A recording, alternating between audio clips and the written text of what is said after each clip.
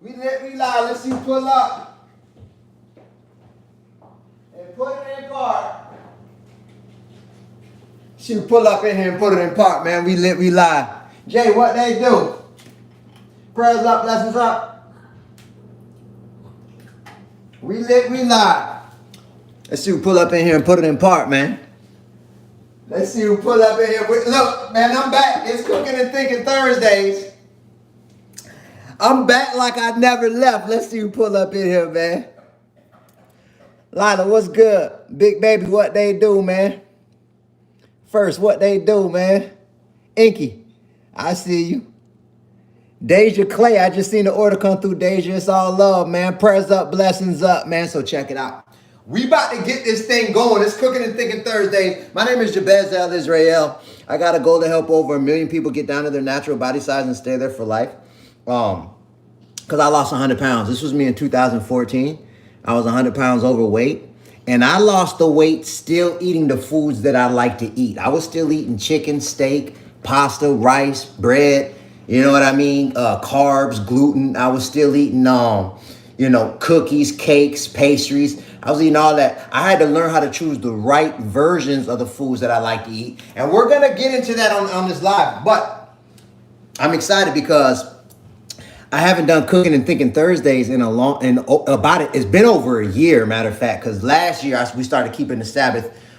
We started keeping the Sabbath according to the solar calendar like 4 years ago. But last year, according to the solar calendar, the Sabbath fell on sundown Wednesday night to sundown Thursday night. So I had to stop doing Cooking and Thinking Thursdays on Thursdays. But this year, after leap year, go forward. So now we're in the Sabbath go from Thursday night to Friday night. So I'm doing Cooking and Thinking Thursdays again. But today, I'm cooking something that I've never cooked before. And usually what I like to do on Cooking and Thinking Thursdays, I'm going to be real with you. I like to do meals that people could like relate to. You know what I'm saying? Like this meal right here ain't really a common meal. I was going to do it. Y'all be quiet. I was going to make a video out of this because shout out Captain Willie. We went over there. Me and my wife went over there yesterday. And because drop a 4 in the comment if you've never seen this. If you've never seen this, drop a 4 in the comment. If you've never seen these fruit, what's up, Makai? What's up? If you've never seen this, drop a 4 in the comments if you have no idea what these are. So these, right? Let me see who pull up in here. What they do, X, what they do, man. Jay, what's popping? I see you, the smile scientist. I like that. What's up, man? You good? I see the 4s dropping. So we went over there because his page is on Instagram. It's called Fruit Retribution. So these are called balimi fruit. This is it grow on a balimi tree, right? They also call it the sour pickle tree. They also call it the cucumber tree. So it's a tree these grow on. But it's weird though, because when he posted the picture of the plant, I started following him because he's always posting fruit that I ain't never seen. You feel me? So how he do it, he's like, his whole thing is he collect fruit trees. So when I peeped his page, I was like, man, I'm on that same time. You could call me Jabez Mango Seeds. I got a goal to bring over 1 million fruit trees to America. That's another topic. But I peeped his page and I started following him because his whole backyard is nothing but like a lot of fruit trees. And he got fruit trees in the front yard. It's just every tree on his property grow fruit. And I thought that was lit. So I seen a post where he posted this, but I ain't never see it, a tree that grow the fruit like right off the bark of the tree. And it was like a bunch of these things just hanging off the branches. Like it wasn't even, like, you know how most fruit, it'd be like hanging off a branch, but I'm like the middle, like the main part of the tree just had a whole bunch of these, and each limb of the tree, like it was just all type of these things coming off the bark. So I was like, what is that? So I hit him up. I was like, bro, what is that? And so he told me they're called balimi or balimbi, I think, something like that. And then they're also called Say what's up to the live, man. Hi. They also called sour pickle. They're called sour pickles, man. So they're real sour. They taste like warheads for real. Like they taste just like warhead candy. These do. But they're actually in the star fruit family. You'll see I'm gonna cut it open. I'm actually gonna use these when I'm cooking, and I'm gonna make a juice, like a lemonade, but a lemonade out of that in a little bit on this live. So, but this right here is the key attraction. Drop a forward. Matter of fact, if you know what this is, drop it in the comments. Dad, What's up? can you wait? I forgot what it was called. Remember that time where we went to that place, that garden, and we had that little circle that tasted like a warhead? The circle. The garden. No. When they had the star fruit. I don't remember it, man. Let me see the purple corn. Nope, it ain't purple corn. I'm trying to remember. I don't know the time when you're talking about though. Plantain. Someone put plantain. Where was we at? Was it like the one where we walked through? It was like the big one? Or you talking The big about one, like the very big one. That was real nice, like we walked all through the pathways and all that? Mm-hmm. The one that had the trees. The one that we got the little plant that felt like tissue. I think I know what you're talking about. I don't remember tasting nothing sour though over there. But anyway, let me get back to it. So, okay, some type of artichoke. It kind of looked like that. Let me see if anybody gonna guess it, man. Okay, there we go. It's from the banana tree. Who was that? Naz, what they do, man? Flower from the banana. I say what they do, man. So, yep. Oh, Tennessee in the building. What's good? Boston from Tennessee. What they do, man? So, this is a flower from the banana plant, right? So, I've never cooked this. You can cook these.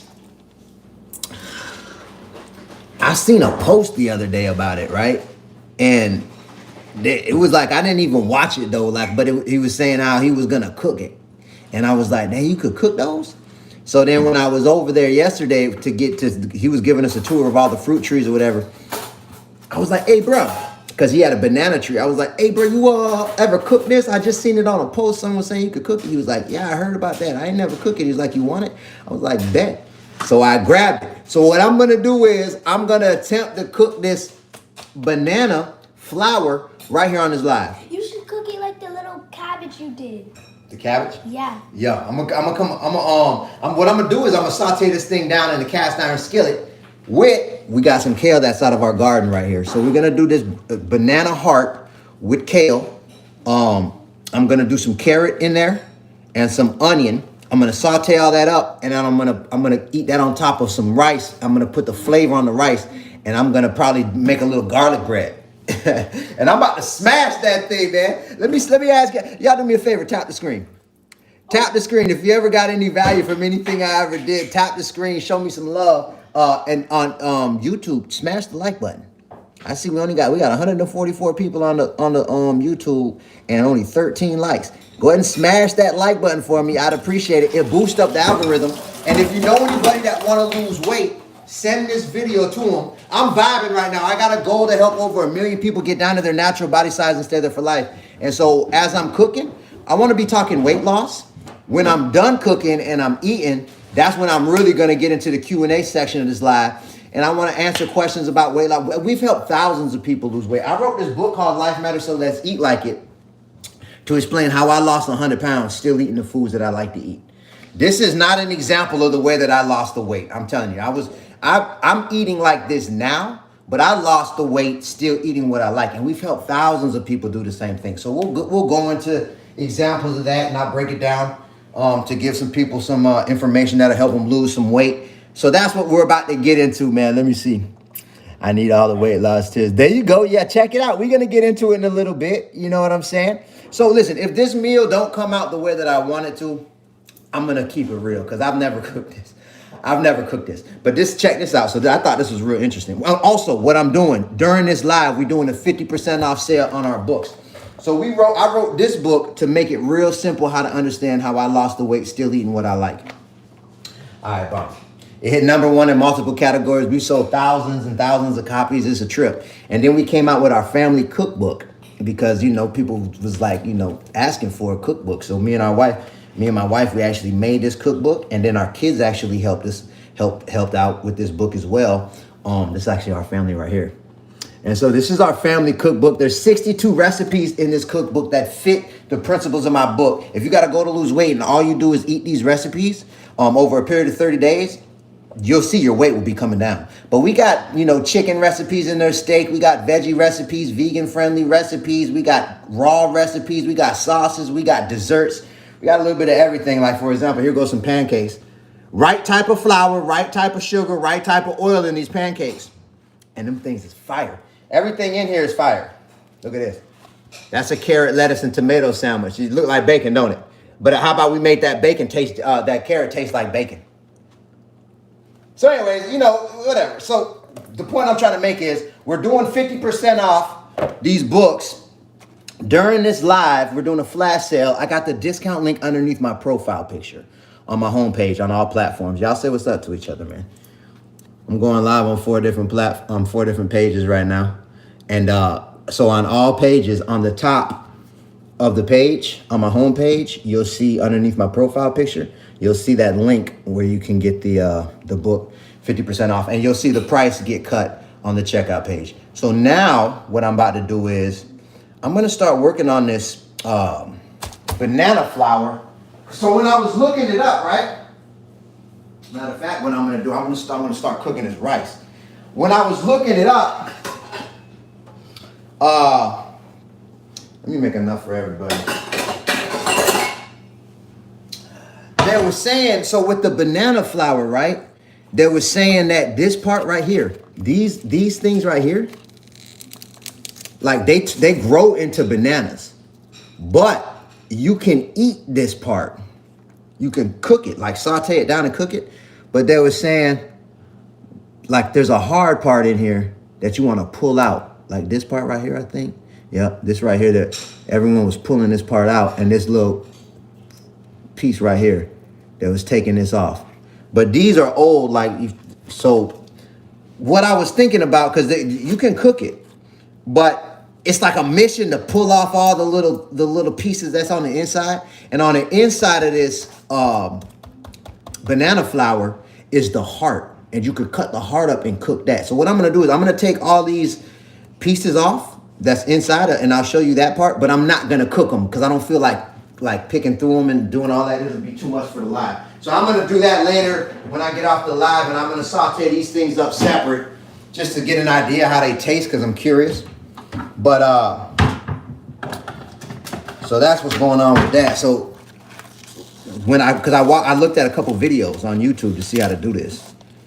So what they was doing, like the dried out part, like the outside part, they was just peeling this off and they was taking these parts off.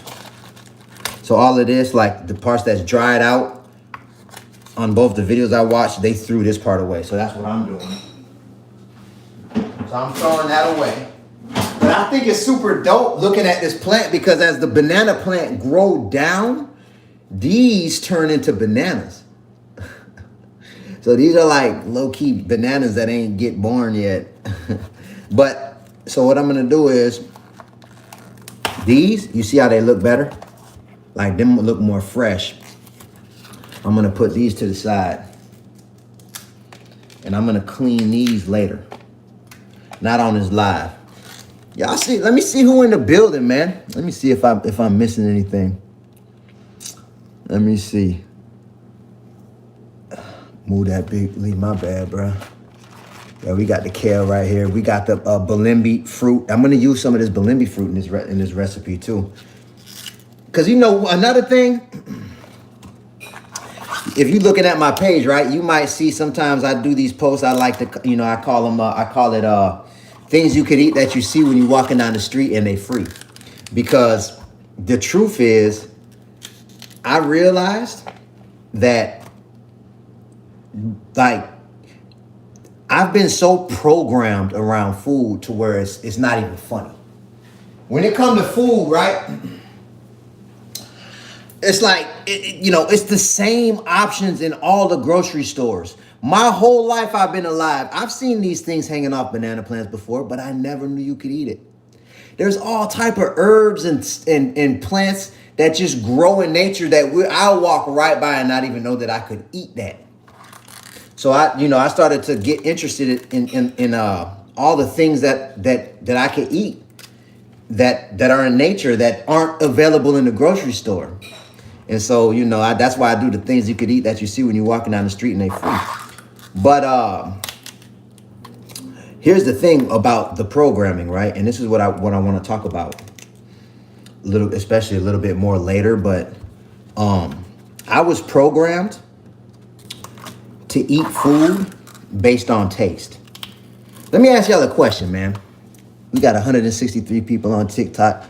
Kimberly Coleman, I just seen the order come through. Kimberly is love. We got 243 people on YouTube. Shout out YouTube, man.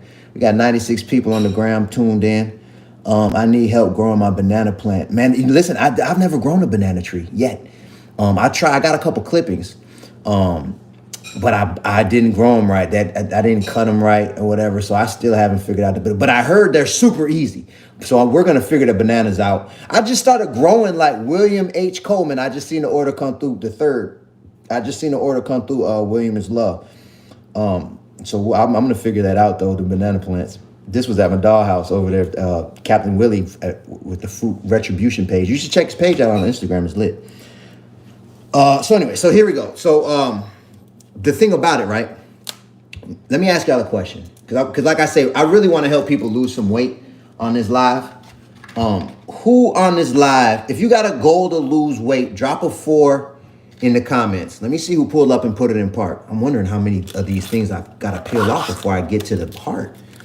Drop a 4 in the comment if you got a goal to lose weight, man. I see the 4 dropping. Catelyn, what they do? Run, what's popping? Okay, Kathy, what they do, Kathy? I see you. Green, what's good? Okay, I see the 4s. Anna, what's good? I see you, Queen. So check it, right? This is gonna help. When I realized this, it changed a lot for me psychologically. In my book, right, chapter I believe it's chapter 3, is titled Mindset. Let me just double check. Chapter 3 is titled Mindset because right here. In my opinion, it's the most important chapter of the whole book. When I realized that I was programmed to choose food based on how it tastes, it blew my mind. Because here's the thing. I didn't know why I got to the point where I was 100 pounds overweight, even though I thought that I did.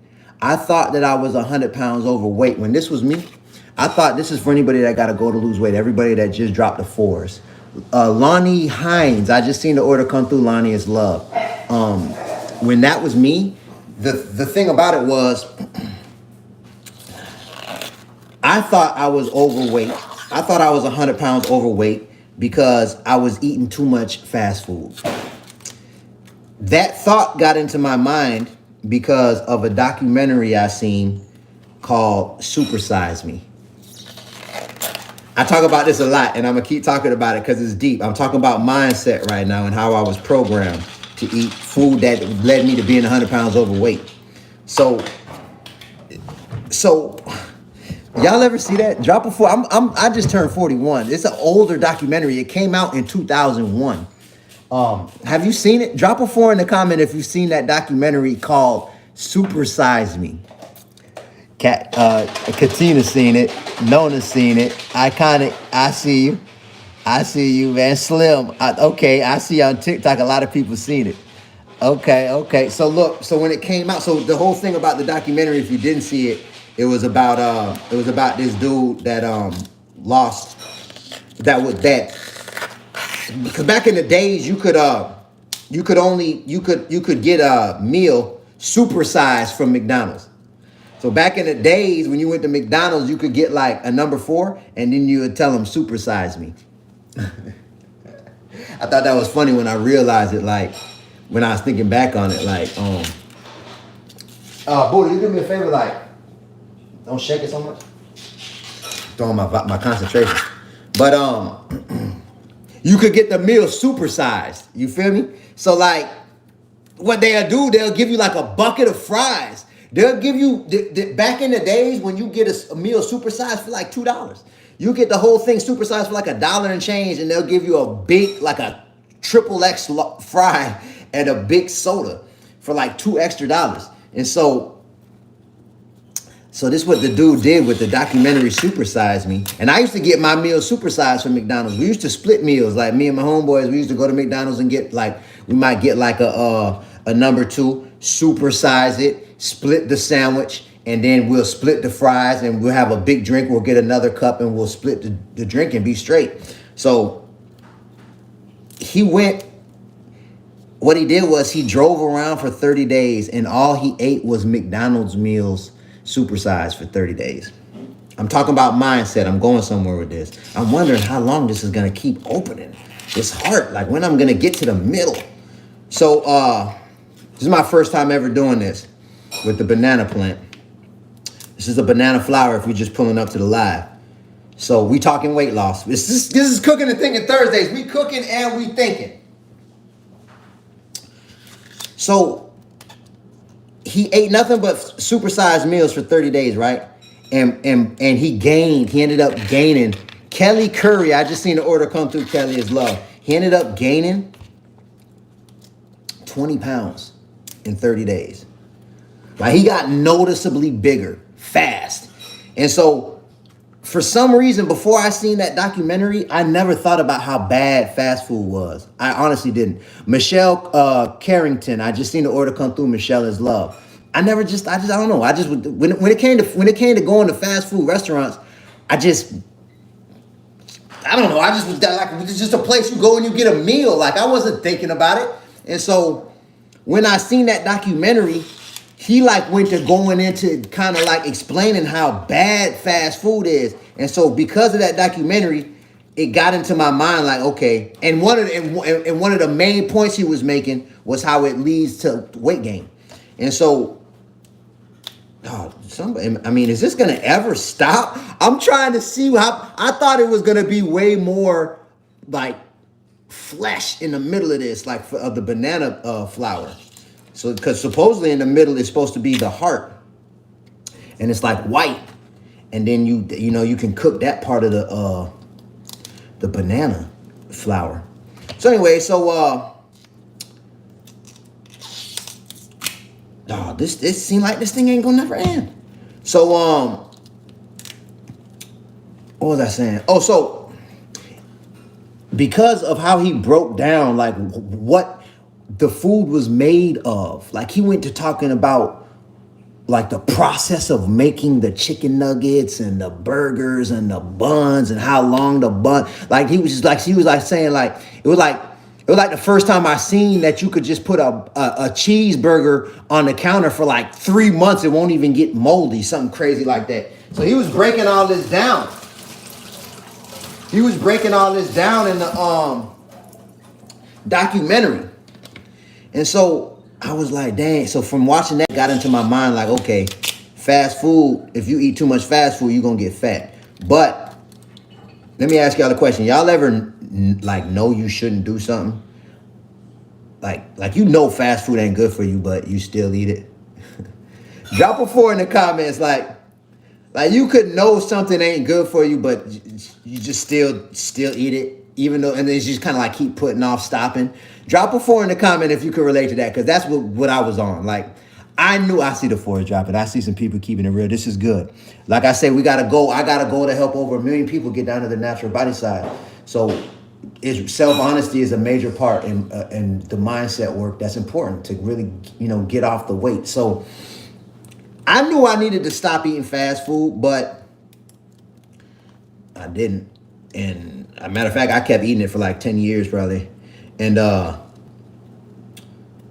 so, okay, I think I'm getting closer to the heart, y'all. Because when you get to the heart, it's like white.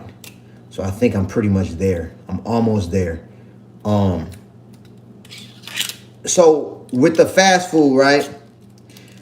From 2000, I probably seen this documentary probably like 2003 or something, if I remember right. So between 2003, here go the heart. This is what's left. So I'm going to cut this up. Dang, man, I don't even barely got that much, man. I thought it was going to be much bigger than that. I'm kind of like hot about this low key. Let me see something.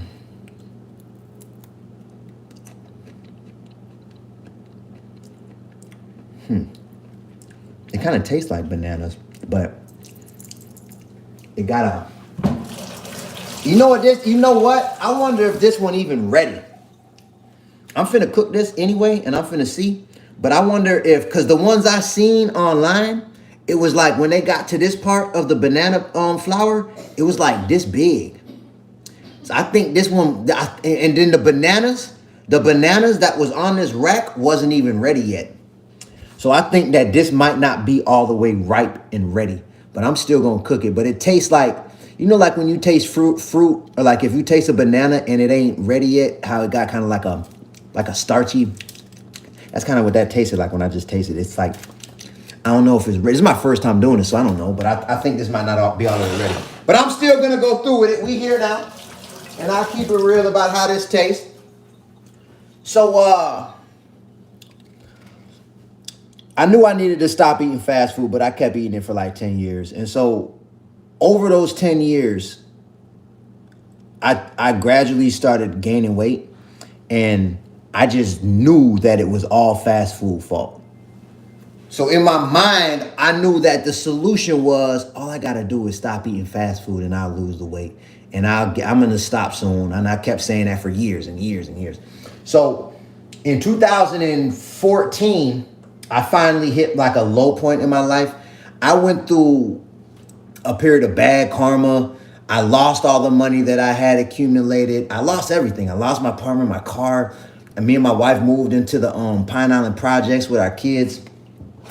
And at this point, this when I got to this, and I was gaining weight throughout the whole process. And this is where I was at, you know what I mean? And so one night she poked at my chest and she started like giggling. Like she giggling. Like she poking at my chest and she like kiki like doing little chuckles. Caitlin, I just seen the order come through. Caitlin is all love. She chuckling. And I'm like, dawg, what's up? And she like, dang, babe, you getting titties.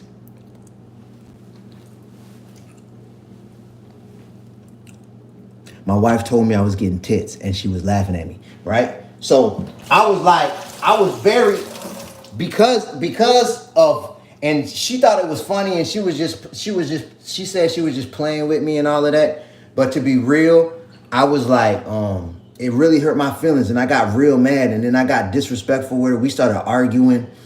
And why I'm bringing this up is because that's the night when I decided I was going to never eat fast food again.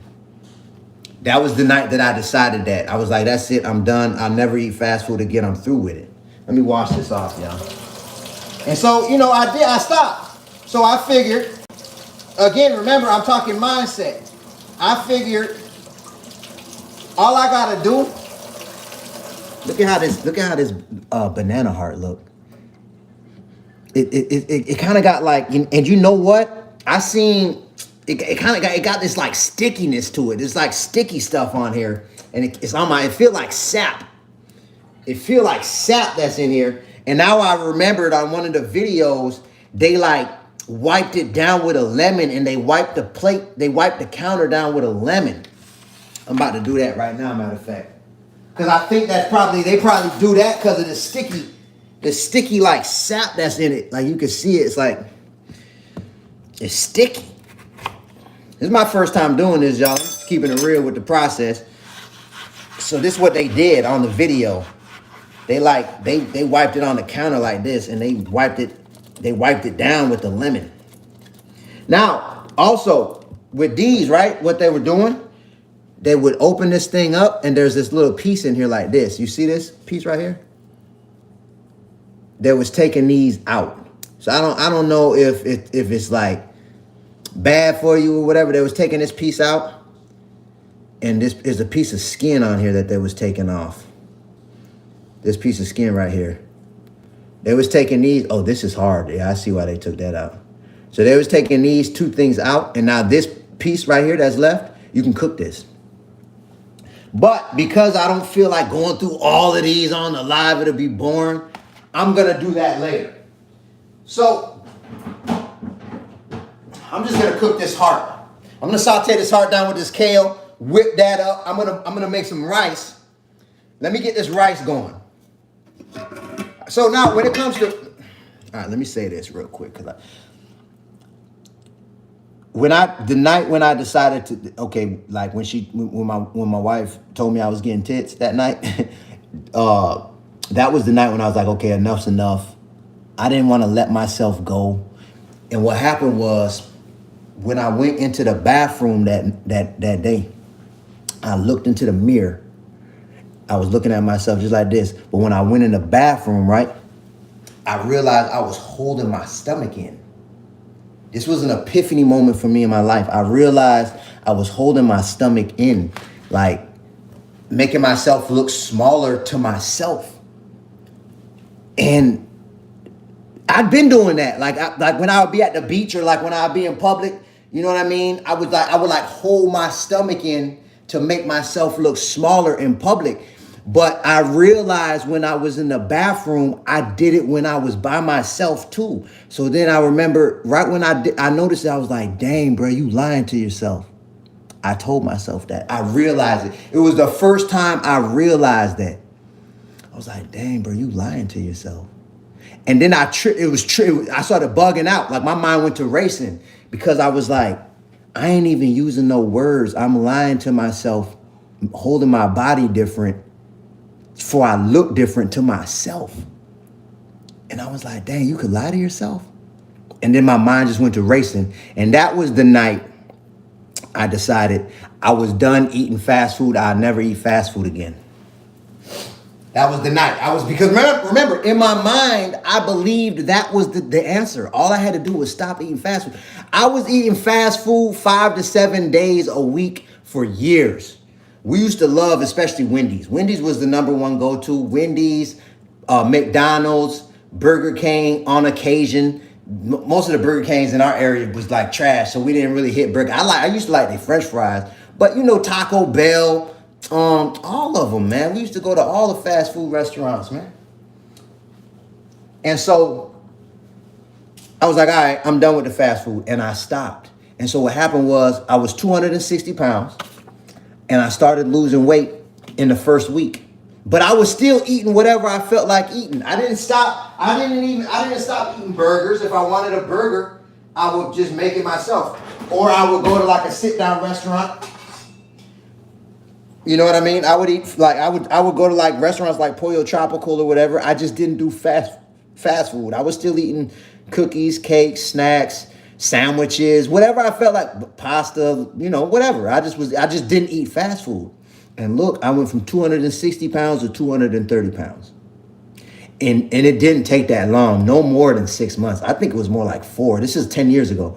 But between 4 and 6 months, I was down 30 pounds. And then I stopped losing weight. I stopped. I hit a brick wall. Like I was stuck at 230 for months, to the point where I was starting to get discouraged. I'm like, what the heck, man? So this is why I'm bringing this up, right? So if you got to go to lose weight, right? I just gave some game that's very, very real.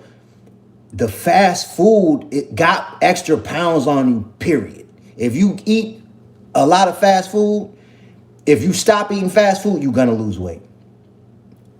But that wasn't the only thing that had the weight on me. And so from going through that experience, right? From going through that experience, this is a little trick that I like to do with my rice. This is some walnut oil. It's good to cook with. But and I'll get into the oils in a second. I used to use canola oil or like margarine and all that. I had to get off the vegetable oils. But what happened was, I'm gonna do 2 cups of rice. What happened was, I stopped losing weight and I couldn't figure it out. In my mind, I thought it was all the fast food fault. And so when I realized something real deep in hindsight. In hindsight, looking back, especially when I was writing my book, I was trying to explain to people like what I did to lose the weight. I realized that, and I talk about this in the mindset chapter of my book, Thinking that I knew what the problem was a big problem. Thinking that I knew that it was all fast food fault stopped me from looking at other areas that it might be. Because I seen this documentary, like when I really went to thinking, why was it in my mind like that it's all fast food fault? Let me see, man. I'm seeing comments coming, man, but you know, I'm trying to get this off to help whoever I can help right now. So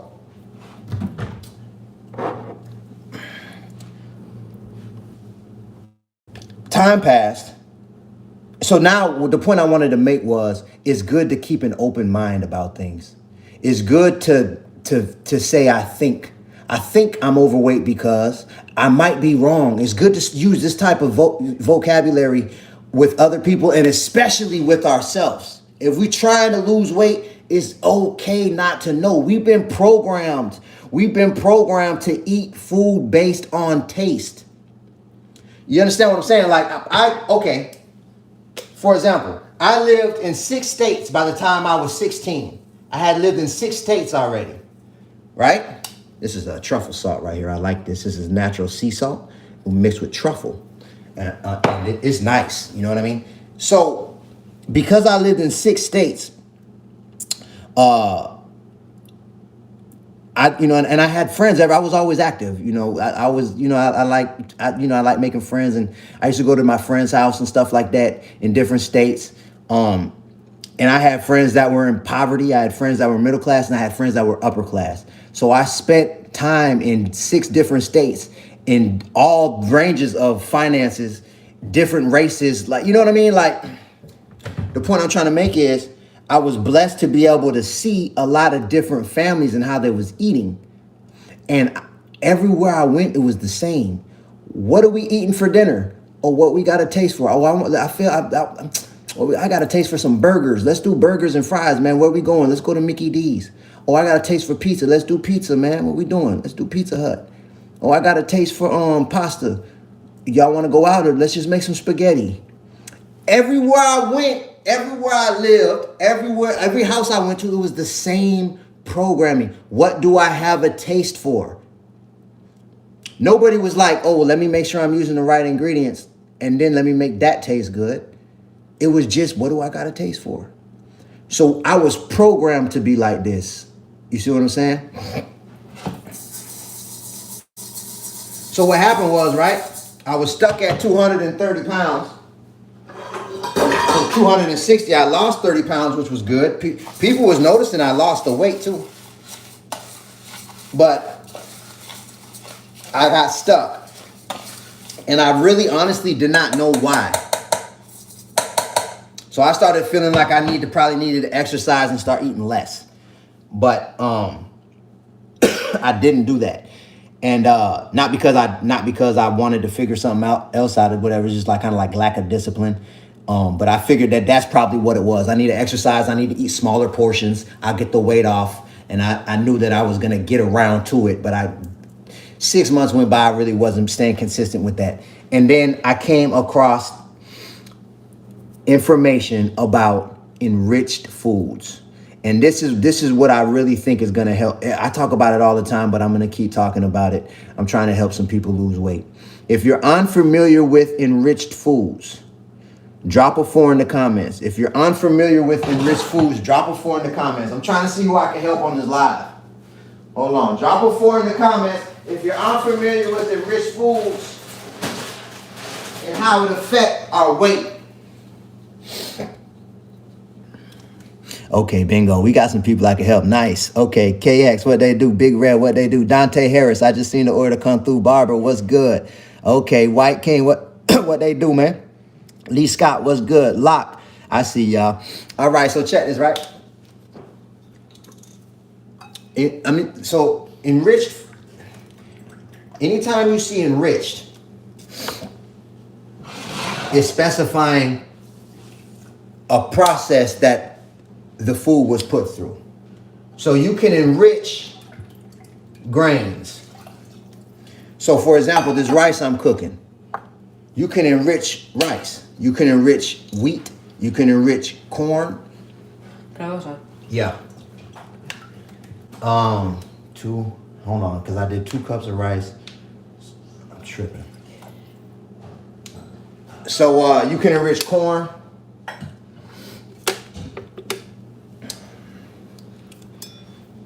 You can, so let's just talk about rice, for example. So what I learned was anytime a grain's been put through the enrichment process, it leads to weight gain because of the processing. So the enrichment process started in the late 1940s, if I ain't mistaken, early 50s. A scientist developed a method of taking the germ out of a grain. So you could take all grains have a germ in it. That's where you got the natural B vitamins. It's the softest part of a grain, and it spoils the fastest. And so people was losing money because they wasn't able to sell the grain fast enough before it spoiled. So they developed the enrichment process where they remove the germ. It's through mostly a chemical process. The germ is removed, and then they add synthetic, which inside that germ, there's natural nutrients, B vitamins and things like this. Riboflavin, thiamine mononitrate, folic acid. They remove it. And then they add synthetic nutrients to replace the natural nutrients that was lost during the enrichment process. You might hear words like they're fortifying it, or they got to add the nutrients back to it because they was lost during the enrichment process. It's just vitamins. You're going to hear things like this. But one of the side effects of anytime we eat anything put through the enrichment process is weight gain, because our body does not recognize those synthetic nutrients the same way as the natural nutrients that was inside that germ naturally. So when I learned that, I was like, that makes sense. I was like, that makes sense, man.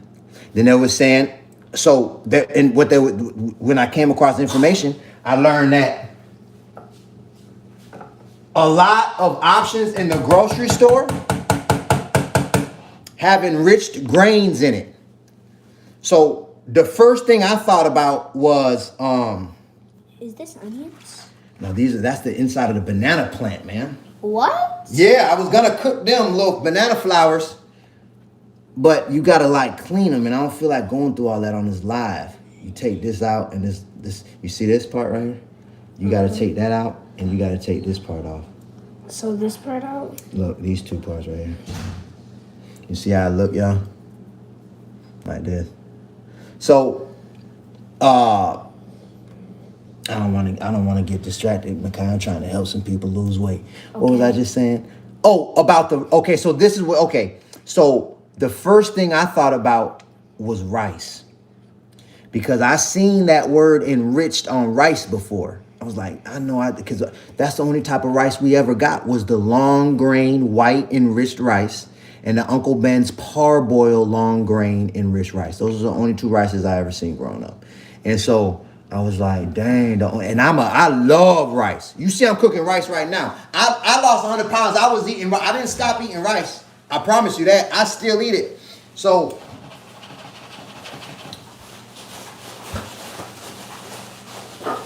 I was like, dang, that's all I eat is enriched rice. So when I learned that you can enrich rice and you also can enrich wheat, the wheat is the one that really shocked me though, because the wheat, you gotta look, wheat cook a lot of things, man. Wheat make pancakes, bread, pasta. Wheat makes so many different things, man. It makes the donuts, pastries. When you frying chicken, you put it in the flour. You know what I mean? Like the list goes on and on. It's pizza dough, toaster strudels, Pop-Tarts, pizza pocket, hot pockets, all of that made with flour. And 99 out of 100 times when you buy it, products already made with flour, they use enriched flour. So what I did, when I learned about what it was, I went and I looked in my pantry, and I realized the bread that I was eating was made with enriched flour. The flour that we had in there was Pillsbury all-purpose enriched flour. Let me give you an example of what I'm talking about. I think I got a flour in here, a Pillsbury flour. Oh yeah, that's right. It got tossed. It got thrown away. It ain't nothing. But I can show you an example of some grits, because I want to show y'all. I want to show y'all this because I'm a visual learner. So if you see it, this is how you can identify enriched foods. For everybody that dropped a 4. You about to rinse that, right? For everybody that dropped a 4 in the comments, What? we got this rice going. I'm about to start cooking here in a second because I've been running my mouth. Hold on.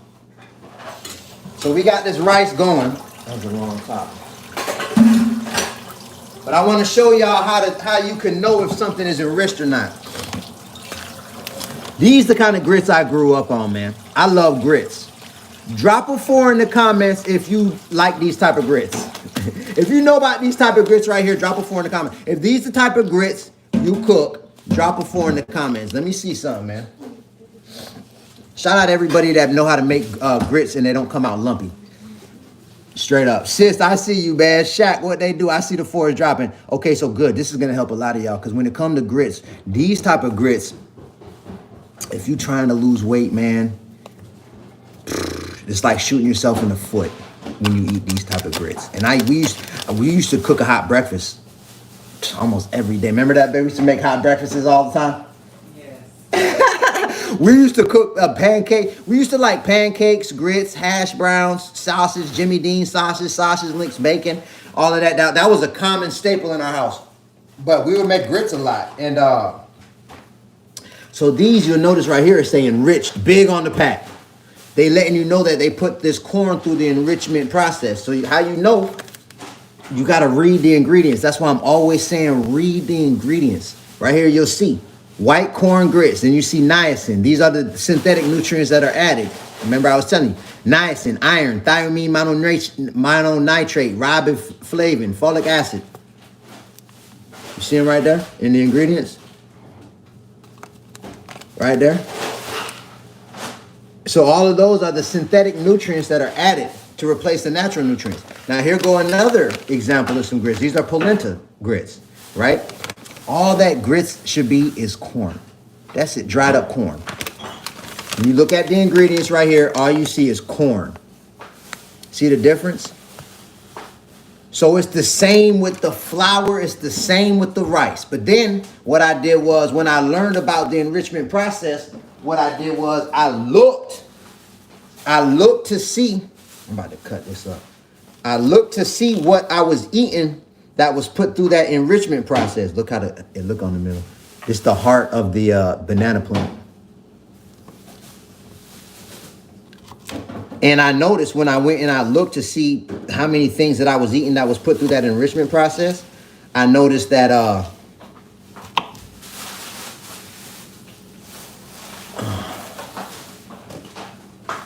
it's kind of like, look, when I cut this, y'all, look at how it look.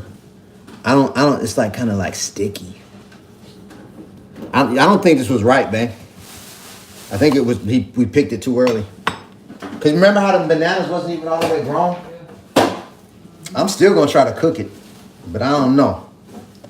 But I'm going to drop some lemon on here and just try, and hopefully that kind of like cut that sliminess.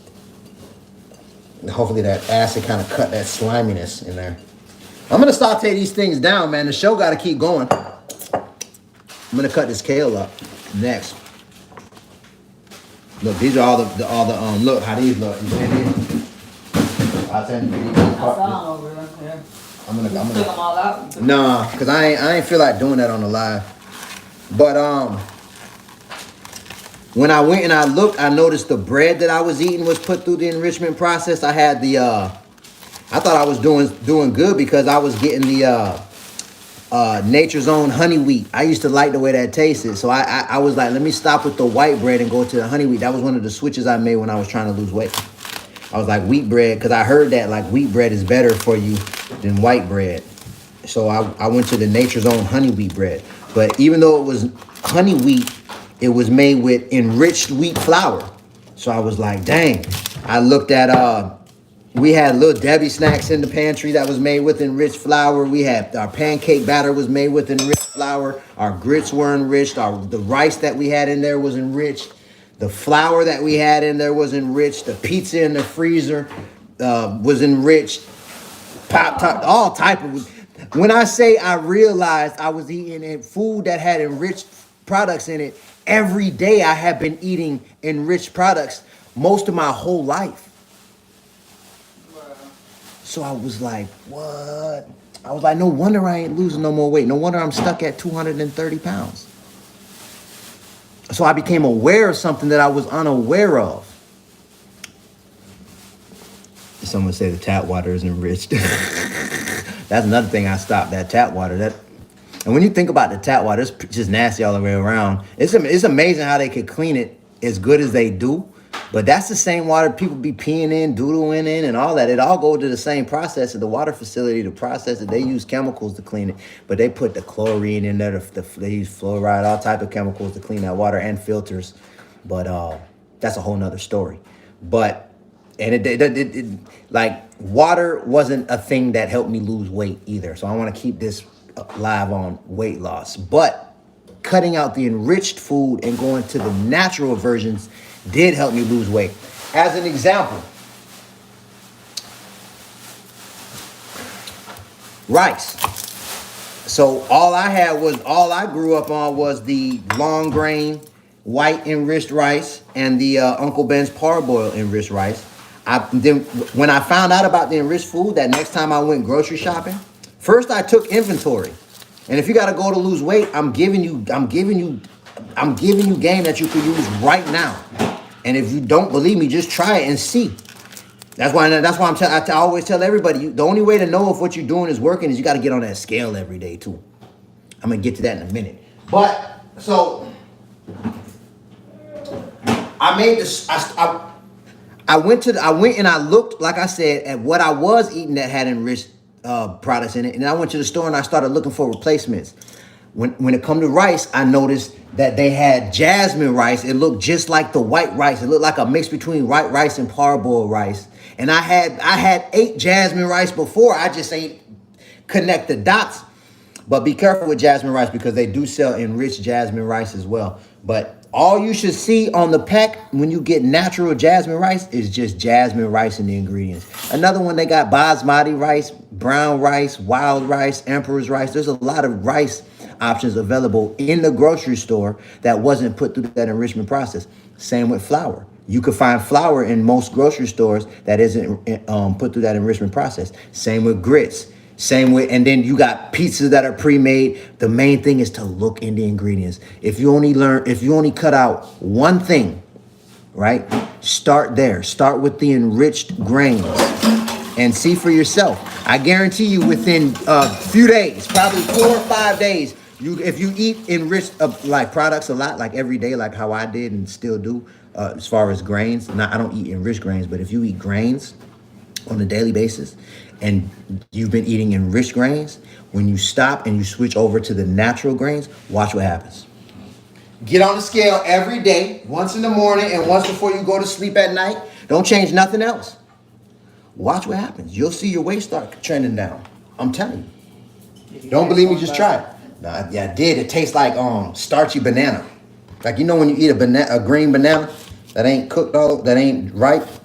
How I got that starchy flavor? That's why I say it. Right? Don't it taste like it's not ripe? Sour. Like it tastes. Yeah, it tastes like it ain't ripe yet. I know it. I think when you see the flower on a banana plant and the bananas is ripe, that's probably when it's ready. You know what I mean? All right, y'all. So I'm about to start sauteing this thing up. If that made sense, what I just said about the enriched grains, drop a 4 in the comments. Let me see who pulled up in here, man. If it made sense, and like I said, I break down all these principles in my book, Life Matters, So Let's Eat Like It. We doing a 50% off sale. I make it real easy to understand how every option of food, what I switched it out for, and how anybody could do the same thing. I see the 4. JB, what they do, man. Rocky, what's good, Queen? I see y'all. So listen, and here go another thing. Valuable information is only valuable when it's applied consistently to see if it lead to results. There was a lot of people that dropped a 4 earlier when I asked who got a goal to lose weight. So everybody if you still on this live and you dropped a 4 in, if you were eating enriched products and you dropped a 4 when I asked, did you know what it was? Now you aware. Just like how I became aware. When I became aware, I made a choice to do something. So I'm encouraging you to do that. Like to just look at what you're eating. Pay attention. If you know, and start making these switches. Pay attention to your bread. Pay attention to your pasta. Pay attention, to your rice, and make the switches. And start looking at the scale, and it's gonna trip you out. You'll notice your weight will start coming down, and you're gonna be like, "Dang, I could have been doing this." All right, so now what I'm doing, right? Let's get this thing going. What I'm gonna do is, I got a cast iron skillet, and I'm gonna saute these onions up with this kale first. I'm gonna drop some of this walnut oil in this cast iron skillet. All right. And in the meantime, let's get this going. Drop these onions. I'm gonna drop the onions and the kale first. I got this kale fresh out of our garden. Look at it. And what's so dope too with this kale, these was all from a batch of kale that I got. Shout out Jamie, the IG gardener. He gave me some kale, little propagated kale, like I don't even know what you would call that, like little pieces of kale that you propagate. He gave me a few of them, and I grew them last year, and then they grew big, and then new little sprouts started sprouting off, and he was telling me all you got to do is cut them little sprouts when they come off, and you have a whole new kale plant. So these kale plants are all free. You know what I mean? I propagated a bunch of them. I gave a bunch out too, and we got kale growing crazy now. And the more I grow, the more I see everything I need is free. That's a whole nother thing. We've been so programmed. This is what I'm saying. If you're overweight, right? I think this might help you to realize this. And I really believe this. It's not your fault. I don't think it was my fault. There are people who have interest in us being addicted to the products they sell. I'm going to get into this, and I want to start answering some questions in a little bit. I'm going to get into this more in a second, but a lot of these ingredients are designed to make us want to keep eating. Chemicals, man, dope. Like dope has effects on our brain. So they got, chips is chips. Someone put, how do I order a book? I appreciate that, V. We doing 50% off. If you want to grab a copy during this live, we're doing a 50% off flash sale. I got the discount link underneath my profile picture. You'll see underneath on my home page, you'll see the finger pointing down to the discount link. You can grab a copy there at our website. When you first get on the web page, you'll see the regular price. Don't worry about it. Norma Cintron.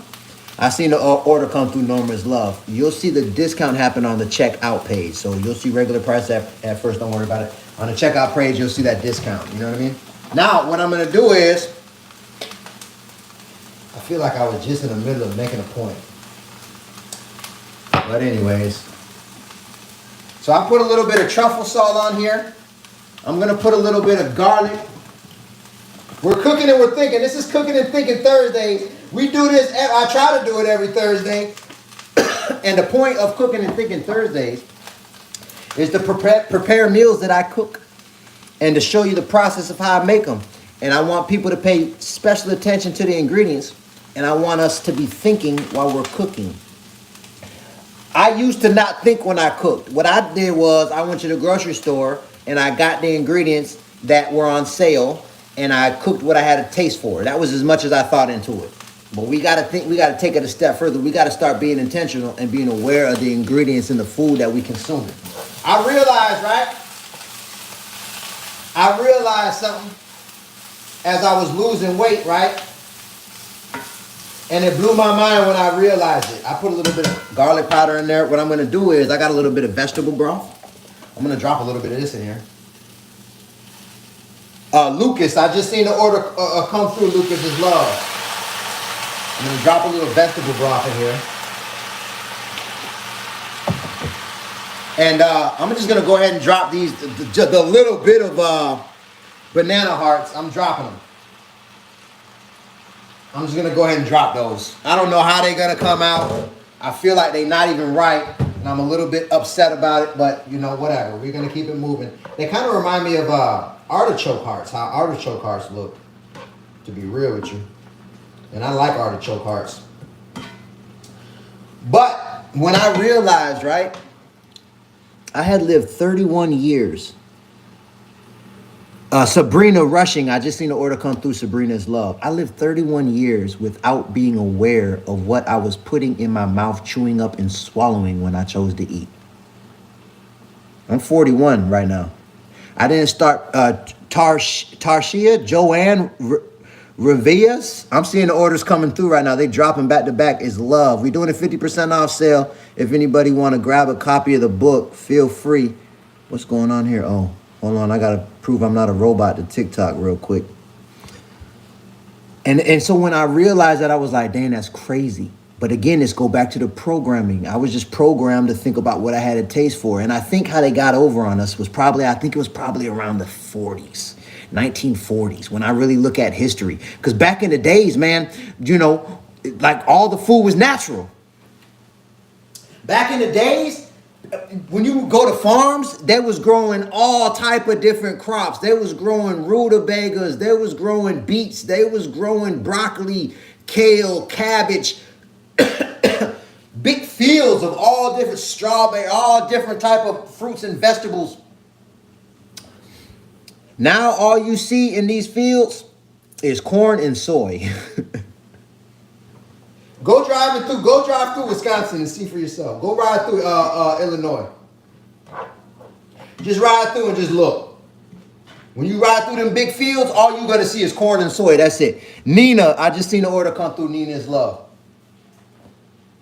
And that's concerning. Now look, I got these. This is an example of something that most people don't even know. This is my first time ever even tasting this. I'm gonna cut it open.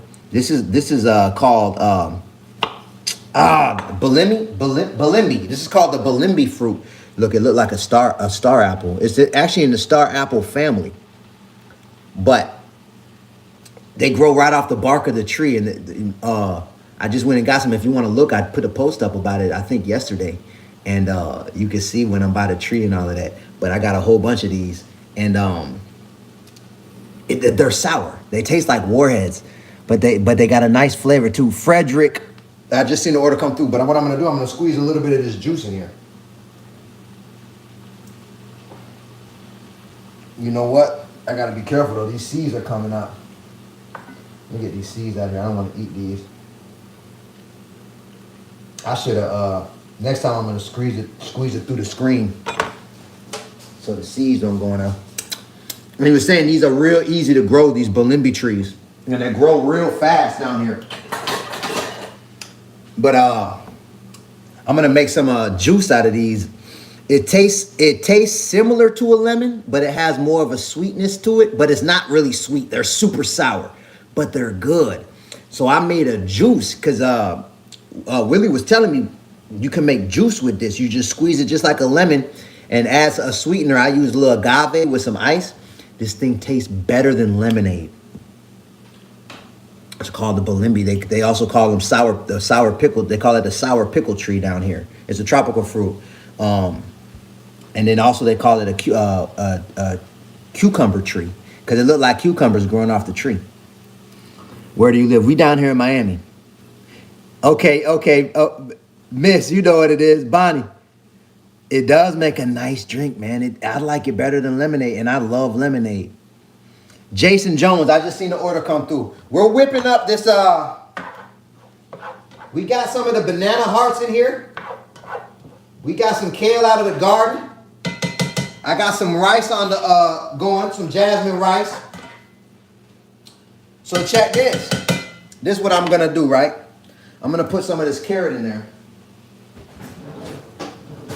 But I'm gonna cut the carrot like this.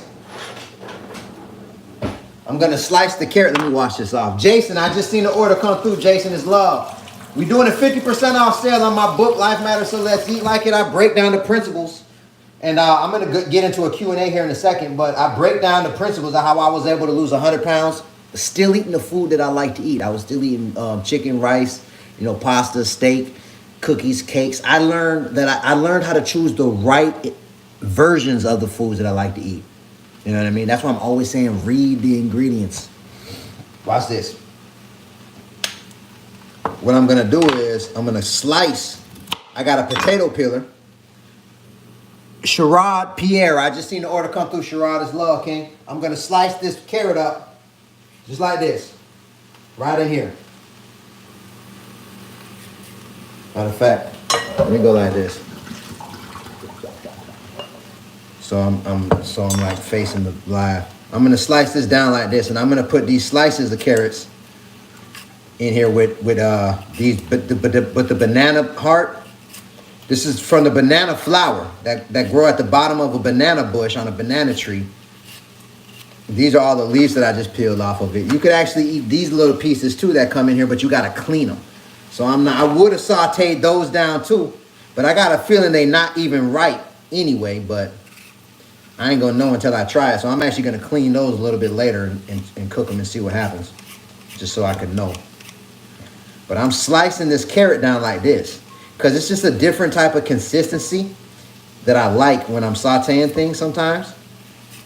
And so that's why I'm doing it like this. So this is just a recipe that I just made up off the top. You know what I mean? Me and my wife, I'm gonna be honest, I really believe we a couple of, I feel like we're in the top probably 2% of cooks on planet Earth. I really do. Because when we go to restaurants, even like expensive restaurants, like where we spending like just me and her to sit down, we spend $250. Even when we go to restaurants like that, it's usually not as good as the food she cook or I cook.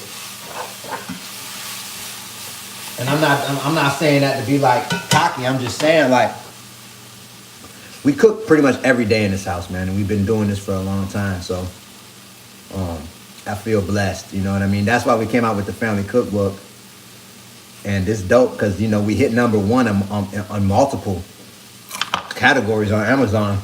It's our family. This is me and my wife right here. That's my wife. That's me. It's our kids. You know what I mean? And they helped out with the cookbook. So we hit #1 in multiple categories on Amazon. So now we're legit a family full of best-selling authors, which I think is super. I'm super proud of that. So I'm dropping these carrots in here now to get that going in there with that. And I'm gonna put a little bit I want a little spice in here. So I'm gonna drop some red pepper flakes, if I can find them. Dang, where they at? We got so many different seasons in here, it's ridiculous. I'm just gonna use some cayenne pepper instead. I'm just gonna sprinkle a little cayenne pepper in there. And I'm gonna squeeze a little bit more of the juice out of this balimi fruit.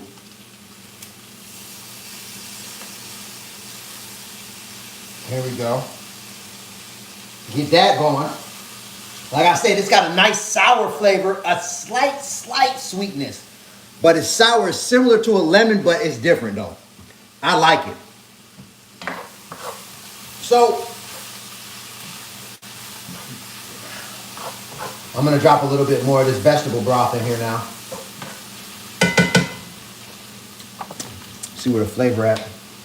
I'm gonna drop a little bit more of this truffle salt and vegetable broth. Let this cook down. And I'm gonna put a little black pepper in here, matter of fact. I'm gonna put a little cracked black pepper. See where we're at.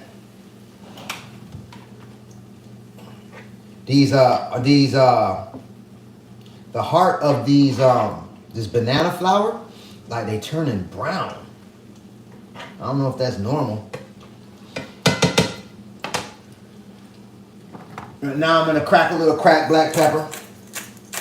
So, and I'm gonna plate this on top of some white jasmine rice, but I'm gonna put a little bit of extra flavor on this jasmine rice.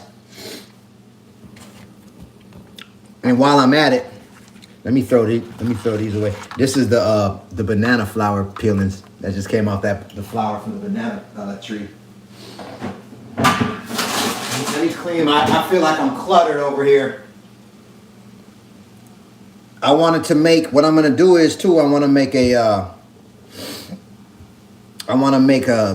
some garlic bread to go with this.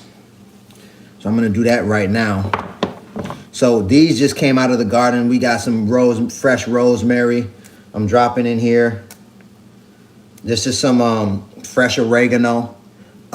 Manuel, I just seen the order come through. Manuel is love. And I'm gonna get into a Q&A real soon here, y'all. But I really want to get this cooking over with. What time is it? 5 o'clock. We got time. I'm vibing.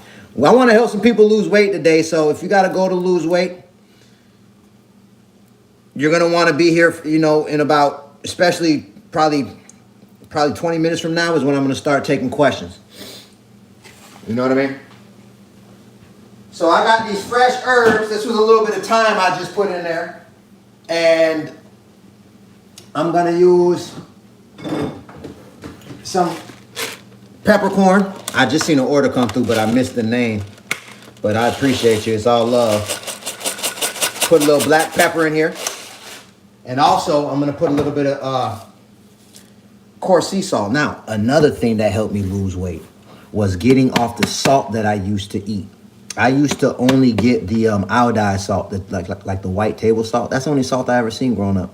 But when I learned the process of making iodized table salt, I realized by definition it's a chemical. It's just a salty chemical. There's nothing natural about it. So all you want to, so really, you just want to, what I made my mind up to do was just eat a natural salt. So I'll eat like a natural sea salt. All you notice in the ingredients right here, all you see is all natural sea salt. You see what I'm saying? One of the side effects of the processed iodized chemical salt is water retention, and another side effect is weight gain. But there's a lot of research and evidence that show there's a lot more side effects than just that. But in relationship to weight, the iodized table salt was putting weight on me. And you could see it, the water retention in my face. Chiquita Taylor, I seen the order come through. Brittany Smiley, I just seen the order come through. Look at my face. You could see the water retention that was going on.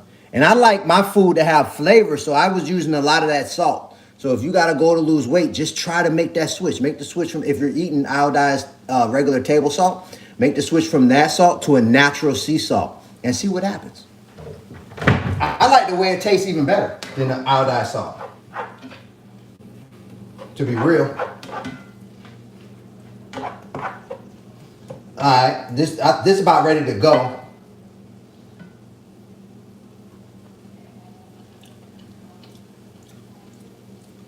Nah,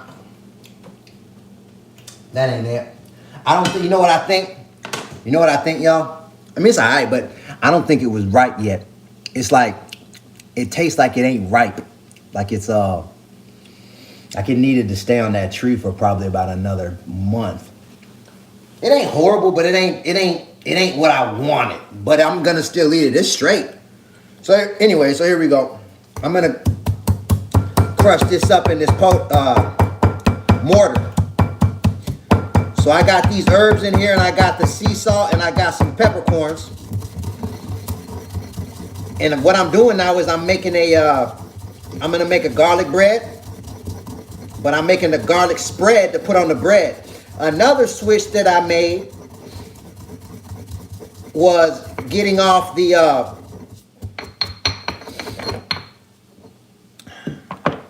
let me ask y'all a question, man. Let me see who pulled up in here, because I ain't been asking y'all too much.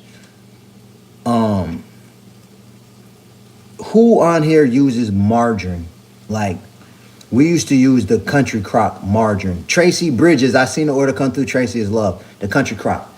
If you use that Country Crock, I used to like to get it because it was like, it make your dollar stretch. And I cooked with it. I used it on my toast. I use it for pretty much anything. Yes, yes, yes, yes. Drop a 4 in the comments if you use that Country Crock margarine. I use margarine. NRG, I see you, man. Miss Tang, what's popping? Okay. So check it. If you got to go to lose weight, right? One of the switches, and I talk about this in my book, one of the switches that I made was I got off the margarine and I went to butter. I just went to natural butter. And I started losing weight from making that switch. And years later, and I stayed with eating just natural butter for years. Years later, around 2020, I made a switch from natural butter to natural coconut oil. And I actually lost more weight making that switch from the butter to the coconut oil. So with this garlic bread, I'm gonna be using coconut oil. Watch this. Watch this. Watch how I do this.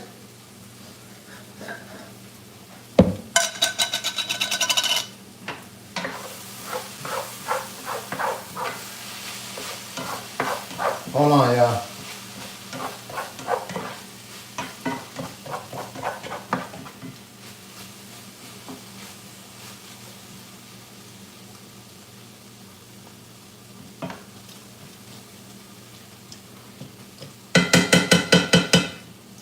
That piece was actually good. Interesting. All right, so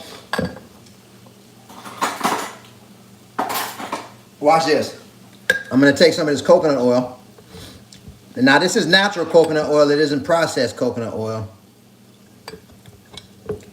And I'm gonna put it right here in what I just mixed together. Oh, I'm tripping. Hold up, y'all. I almost forgot. I gotta put some garlic in here. Watch this.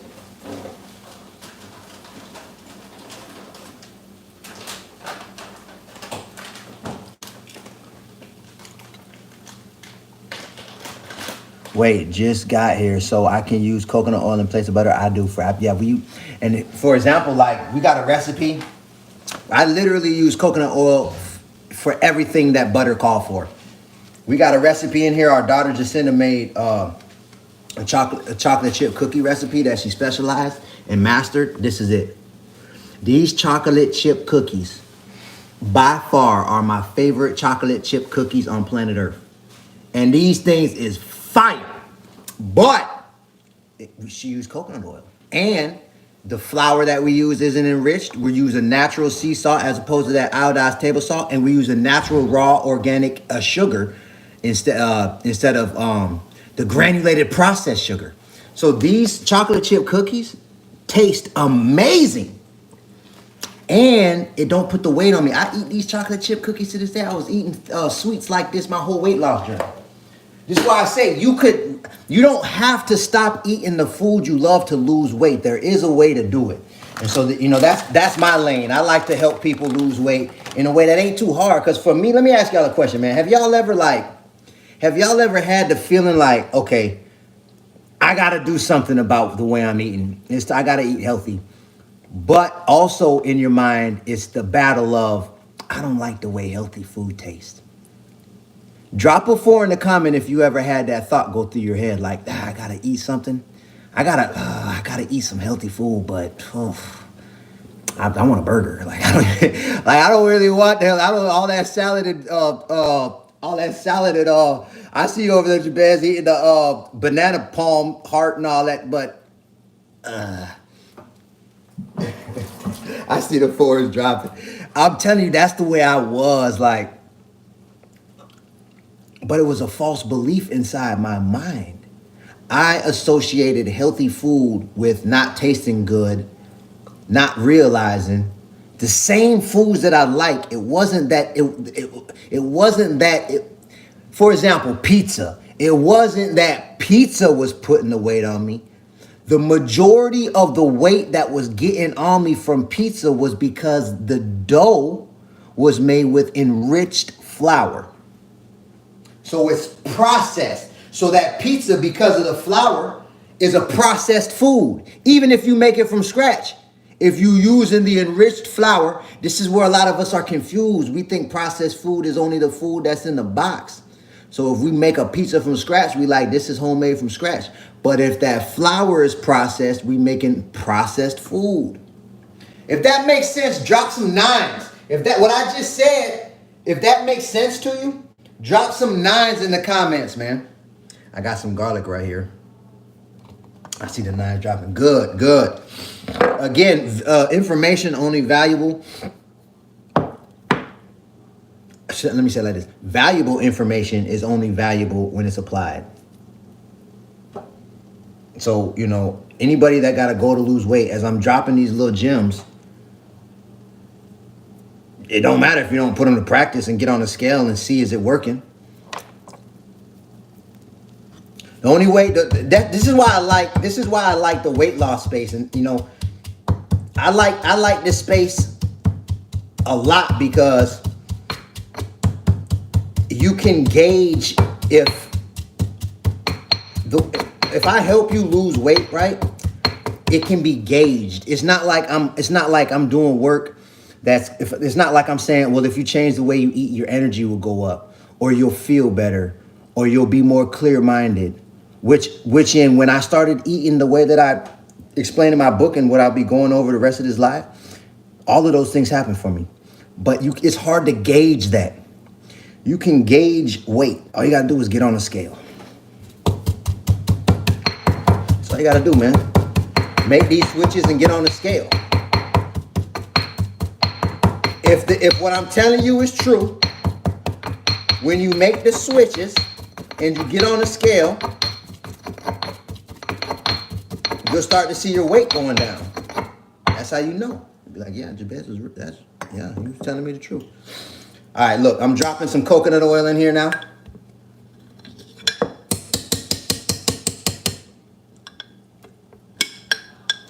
That's the thing, man. A lot of times, and that's why, you know, I'm so heavy on mindset.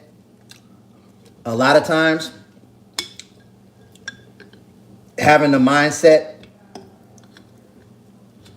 a lot of times the mindset that we have, even though it's unintentional, is keeping us from, the majority of the time, the mindset that we have, even when it's unintentional, is keeping us from what we want. When we want to lose weight, if I have a mindset that I need to eat healthy food, but I don't like the way healthy food tastes, I need to eat different food if I want to lose weight, but I don't really want to. If I have that mindset, it's going to be hard. But when I came into the awareness of how to choose better versions of what I like, and I made these choices, and my weight started coming down, I had a mindset shift to, hey, I could still eat burgers. I could still eat pasta. My weight coming down. I'm eating pasta. I'm eating rice. I'm eating burgers. I'm eating cookies. My weight coming down. I should have been doing this. So now I'm like, okay, I just got to eat the right versions. I know what I got to do. I got to do this. I can do this. I want to do this. I don't want to eat the way I used to. I want to eat like this. So my mindset shifted. It wasn't a mission. It wasn't like, oh, I got to do something good for me, but I don't really want to. It was like, I could have been doing this. A burrito. A burrito with the same rice. Whoop, whoop, whoop. There it is. So I don't really like the way this looked, to be real with you, but it tastes pretty good. All right, so now what I'm going to do is mix this up all together. And I'm going to make some garlic bread. Can you ask Shania? I'm going to drop a little bit more vegetable broth in here. Cut this thing down on low. The rice is looking good. We're about ready to go. The only thing left I got to do is this garlic bread. Let me mix all this together. So this is the spread for the garlic bread. We got some ciabatta bread from Publix Bakery that got all the right ingredients. I'm going to show you in a second. If anybody got to go to lose weight, man, our books will help. My book, Life Matters, So Let's Eat Like It, especially for weight loss, will help. And our family cookbook. Every recipe in this cookbook fit the principles of my book. We're doing a 50% off sale during this live flash sale. If Chris Harris, I just seen the order come through. If anybody want to grab a copy, we got the discount link under my profile picture on my homepage. Feel free to grab a copy. If you want one, you'll see the discount on the checkout page. Look. Ooh, that's the garlic bread spread. Now watch this. Hold on. Let me show you what I'm about to do. Now, this right here, we got this from the Publix Bakery. Now, another thing that I love is bread. Bread was one of them things where it's like, man, I felt like I had to stop eating bread because I was hearing people say you need to cut out the gluten.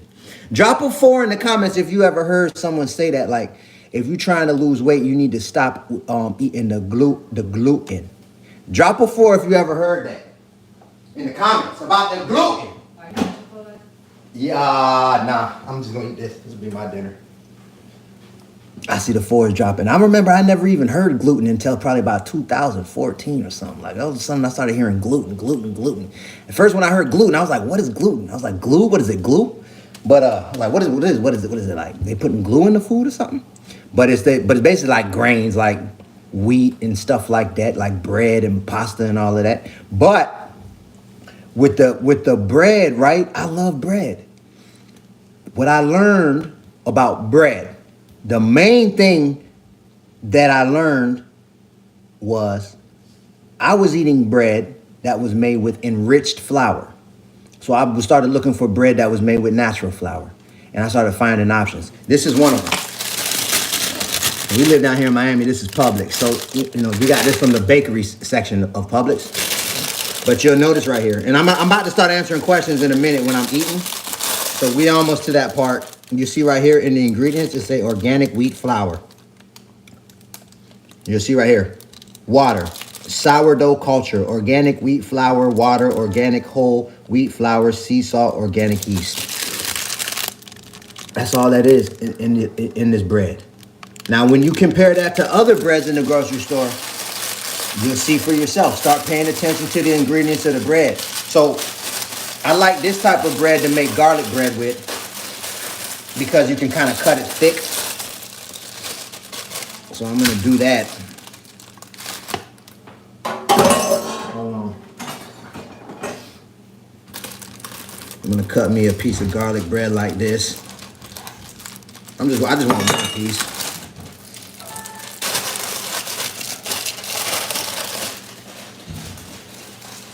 You can have an allergy to gluten or wheat that will break out as eczema. Yeah, now we're getting into the health category, and that's not my lane. My lane is weight loss. I like to be very, and I talk about that in my book too. I like to be very clear about that. I mean, I could regurgitate information that I've learned from people online and what they said that makes sense, but I don't have the experience of helping people with health issues. I have the experience of helping people lose weight while still eating the food they love to eat. I wrote my book initially because I wanted to create something that I could sell that was mine. Nikista Jackson, I just seen the order come through. I think I said your name wrong, but I appreciate you, Queen. So that was the motive. I'm just being transparent. That was the motivation for me writing the book. I wanted to create something that I sold. I've been in sales since I was 15 years old. I've been hustling, selling. I've worked in commission-based. I've started companies. I've been in sales, but I always sold other people's products. And so I was like, I need to make my own thing. So long story short, I wrote the book. I wrote the book from an angle of I want to help the reader lose weight because I know how I did it. I lost 100 pounds.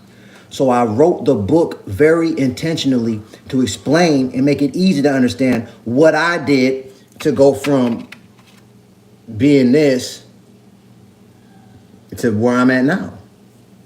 So I didn't even write it to help people with health issues. You know what I'm saying? So that's what, but I do mention my brother Yaki and my brother Yada in my book because that's their lane. They've helped a lot of people with health issues. So if you do have health issues, I like to refer people that way. They break down the game. You know what I mean? Especially if you're trying to find natural ways to heal yourself. They have a lot of case studies and a lot of testimonials and a lot of evidence about, and they've cured themselves from health issues. That wasn't the path I took. You know what I mean? I didn't have health issues. Like I was just overweight. You know what I mean? So I don't like to give that type of advice. Evelyn Venegas, I just seen the order come through. Evelyn is love. So now we got this. We got the oven on. I'm putting the oven on 440 degrees. I'm gonna put the oven on 440 degrees. And what I'm gonna do is, I'm gonna cook this bread right in this little tray right here. Now, we got the coconut oil, garlic spread right here. I'm gonna spread this on here. Look at this. So, I'm gonna put it on real thin on the bottom. And then I like to put a little bit, make it a little bit thicker on the top. As a matter of fact, this is the bottom. I'm gonna make this the bottom. And then put the rest of it right here on the top. Ooh, this thing gonna be fire. So now, last piece of the puzzle. If I can find it, I was just looking for the, matter of fact, I might not even, I think we need red pepper flakes. Bang! For real? I don't see it, man. Is it a small one or a big one?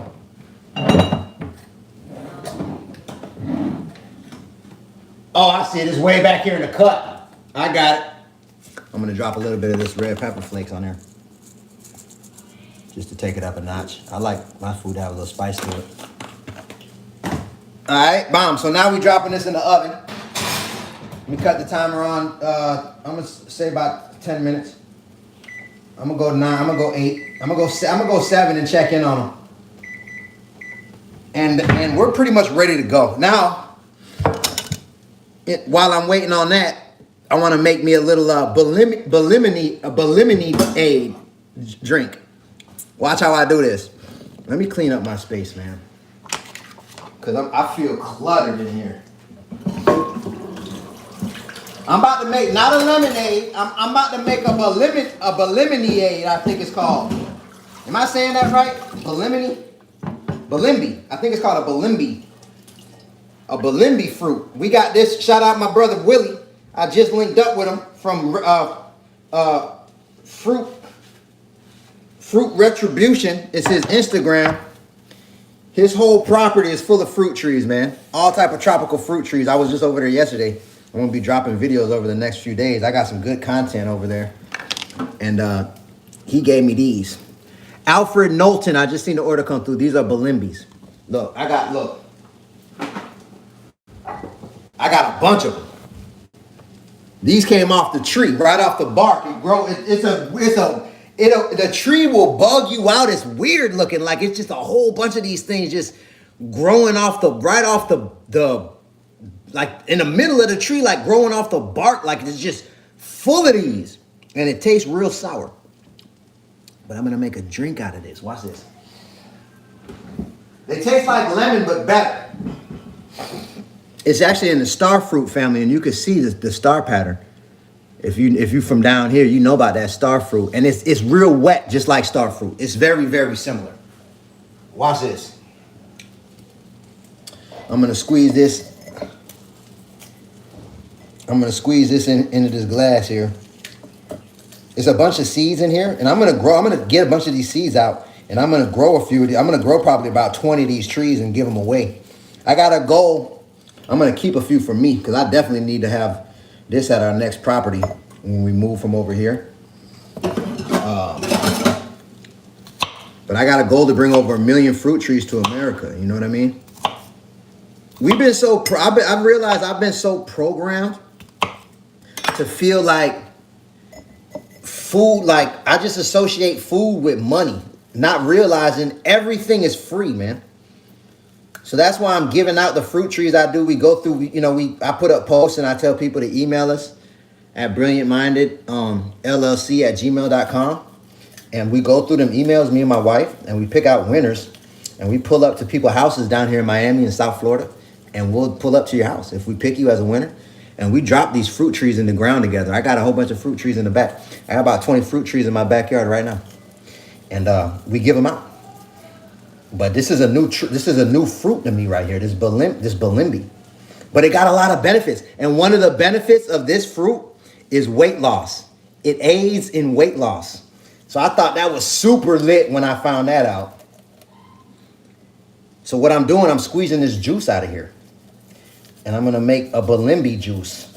And all you need is just some of this juice and some water. I want this one to be kind of like heavy on the balimbi flavor.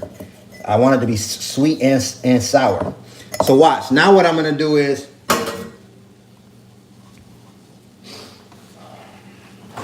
give me some ice.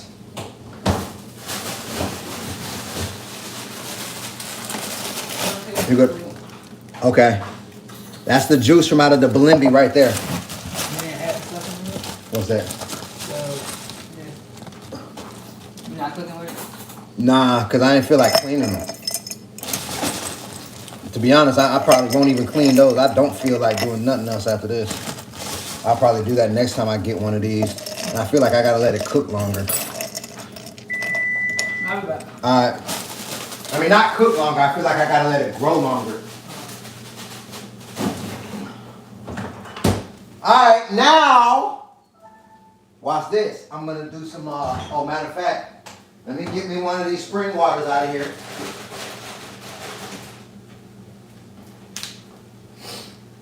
Drop some spring water in here.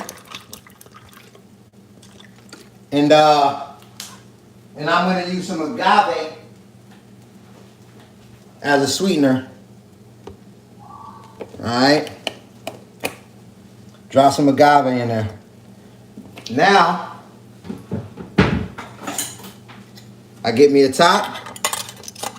And this is, I'm giving you an example, right? Because, you know, in the beginning of my weight loss journey, especially, I loved sweet drinks. Like, I loved soda and juice and all of that. I used to stay getting the quarter juices from the corner store and all of that. You know what I mean? And I kept juice on deck.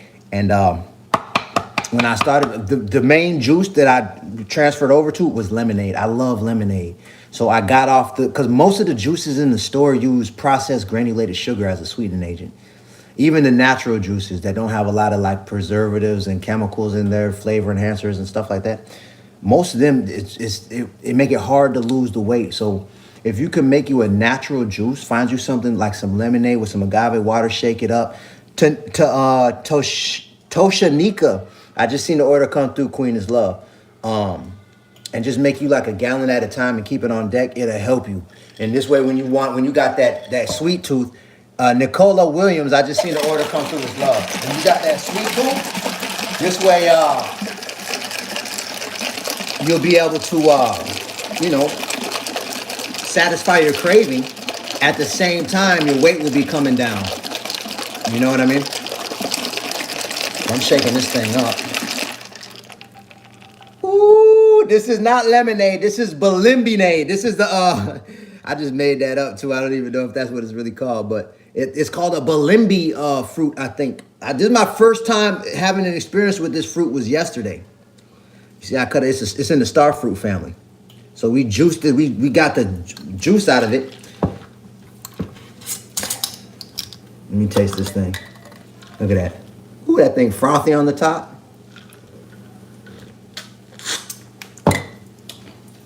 When you taste this, you'll be like, dawg. It tastes so refreshing. My dog down the street, Anthony, he got a coconut tree in his yard full of coconuts, and them coconuts is so, look, he gave me a few of them. Look, these coconuts right here is so sweet. I just thought about it. What I'm gonna do is, I'm gonna cut these coconuts, I'm gonna get some coconut water, and I'm gonna mix it with this balimbi juice. I bet that thing gonna be so good. I just thought about it just now. All right, let's check on this bread. It's Cooking and Thinking Thursdays. My name is Jabez Israel. I got a goal to help over 1 million people get down to their natural body size and stay there for life. We cooking and we thinking. We doing this on Thursdays, man. We not just cooking for the taste of it. We are cooking for the taste of it, but we also making sure we're using the right ingredients. We thinking. And we're about to get into a Q&A in a second. If anybody got to go to lose weight, get your questions ready. I want to start, chopping it up. I'm going to let this cook for about 5 more minutes. It look like it need about 5 more minutes. Cut the time around. I'll do 4 just because you could always let it go longer. So this is what I do, right? When I make this coconut spread, this is what I do. Just so you can see. If you don't have one of these, I highly suggest getting one, a little mortar. You can get this off Amazon for like, I don't know, it was less than $30. And it come with one of these. And you could, man, you could really make a lot of flavorful things with that. But what I do is when I make this coconut oil spread, it's a garlic spread, a herbal garlic coconut spread. I use this in my rice. I use this to make garlic bread, pasta. It's just a flavor enhancer. When I barbecue for the family, I get me a brush and I brush this garlic spread on there, man. And it just take the flavor up a notch, man. I'm telling you. Watch what I'm about to do right now. Just to give you an example, like take me about this much of this, and I'm putting it in this rice. And I'm gonna mix it in this white rice. And it set it off. It set the flavor off. Let me mix this up real quick. Get that going. Bam. So we ready to go. I'm about to plate my food in a second. And so this is what I do. I lay down this saran wrap. And I always make enough for leftovers. And now this is just like butter. I put this on toast. And I just wrap it up like this. See how I folded it over? Bam. Now I got this. I put this, it's like a stick of butter right here, but better. This is real natural coconut oil, full of flavor. It got natural sea salt, pepper, some fresh herbs in there. You know what I mean? And garlic. And that's that. So now I put this in the fridge, and it turned hard just like a stick of butter. And I got that on deck. You know what I mean? All right, so now I'm about to get this food going, man. I'm about to eat and answer some questions, man. If you got to go to lose weight, or if you know anybody that want to lose weight, send this video to them right now, man, because I'm going to be answering questions. And one thing good, right? And this is why we're in the process of creating our weight loss community and our 30-day reprogramming that we're putting together just to help people lose weight, a little more hands-on. But you getting very valuable information if you're trying to lose weight right now for the free. So one thing, when people ask questions about weight loss, I like these kind of like group atmospheres, because when people ask questions, a lot of times the answers to other people's questions are answers that we need and didn't even know. Because you know what I mean? Like sometimes that's why I love masterminds and like getting in communities for different things. I'm in a lot of different communities, and I pay for mentorships and communities and stuff like this. But I love to get on calls and listen to people's questions. I appreciate the love, Brown Sugar, because a lot of times their questions I didn't even know I needed to know. You know what I mean? So we're about to get into that in a second.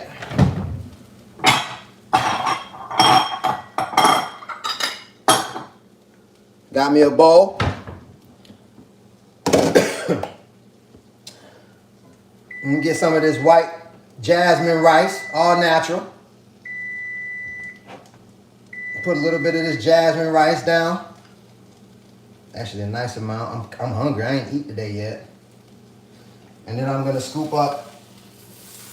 Now remember, this is banana hearts, kale from out of the garden.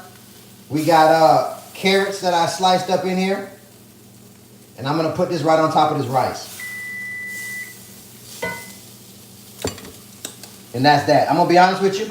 Presentation wise, I don't like the color. Like the banana hearts turn brown. So I don't like the presentation of it. But it tastes good. But it's like you could tell that it needed longer to grow. You know what I mean?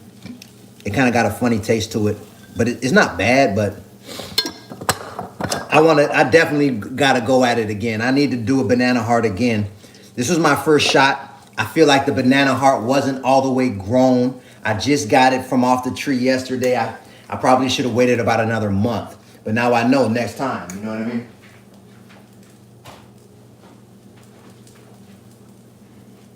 I think I want to see about some Tabasco. I like this Chipotle. I don't like Tabasco sauce, but I like Chipotle Tabasco sauce. I like this on a lot of things. So here we are. We at that time.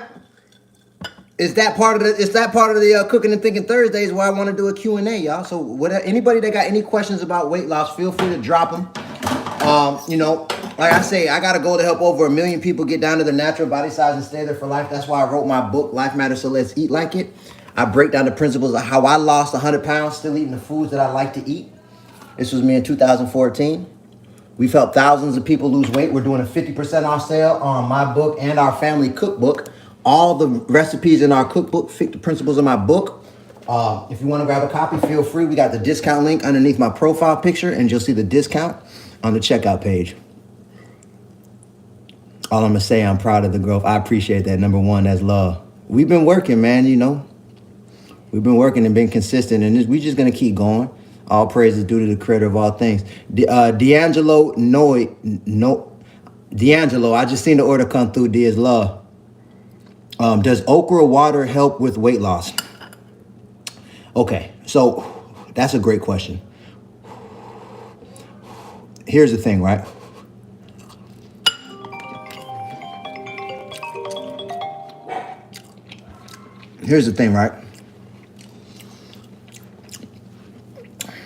How do I say this? I never heard okra water helping with weight loss, but it might. Just like this was one of the benefits of this, they say, is it aids and it speeds up weight loss. This is the bimini fruit, or balimbi fruit, I think it's pronounced. So another one that, you know, a lot of people were saying that help you with weight loss is sea moss. Here's the thing. When it comes to that, I don't like to give that type of advice because...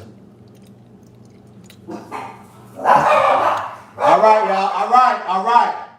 Why I don't like to give that type of advice is because I know the type of mind that I used to have. So I like to give advice like I'm giving it to my old self, because the type of person that has my old mindset is the type of person that I really can help, because I understand.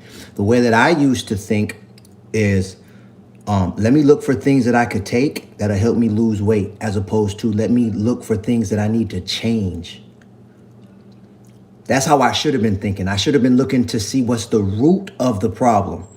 Like, I tried weight loss pills and all that. I tried different things, sea moss and different things like along the way. But I would do those things and I would keep eating the way that I used to. And so I didn't really get the results I wanted, if that makes sense. That's why, you know, if you got to go to lose weight, before going to like okra water, I would start really focusing in on reading the ingredients and pay attention. Do you eat meat? Sometimes. I lost 80 pounds eating chicken, rice, steak. I was eating ribs, fish, lobster, crab. I was eating all that, and I lost 80 pounds. In 2020, I started cutting back on animal products for a variety of different reasons, mostly spiritual and energetic. I wanted to see would my energy get better. Look, that little piece that I just had, that was a banana heart, the banana heart from the banana flower. Like you can see right here, this is it right here. That's banana. That's the flower of a banana plant. You could cook it. It actually tastes straight, man. It's got a different taste, but I could tell it just needed to grow a little bit more.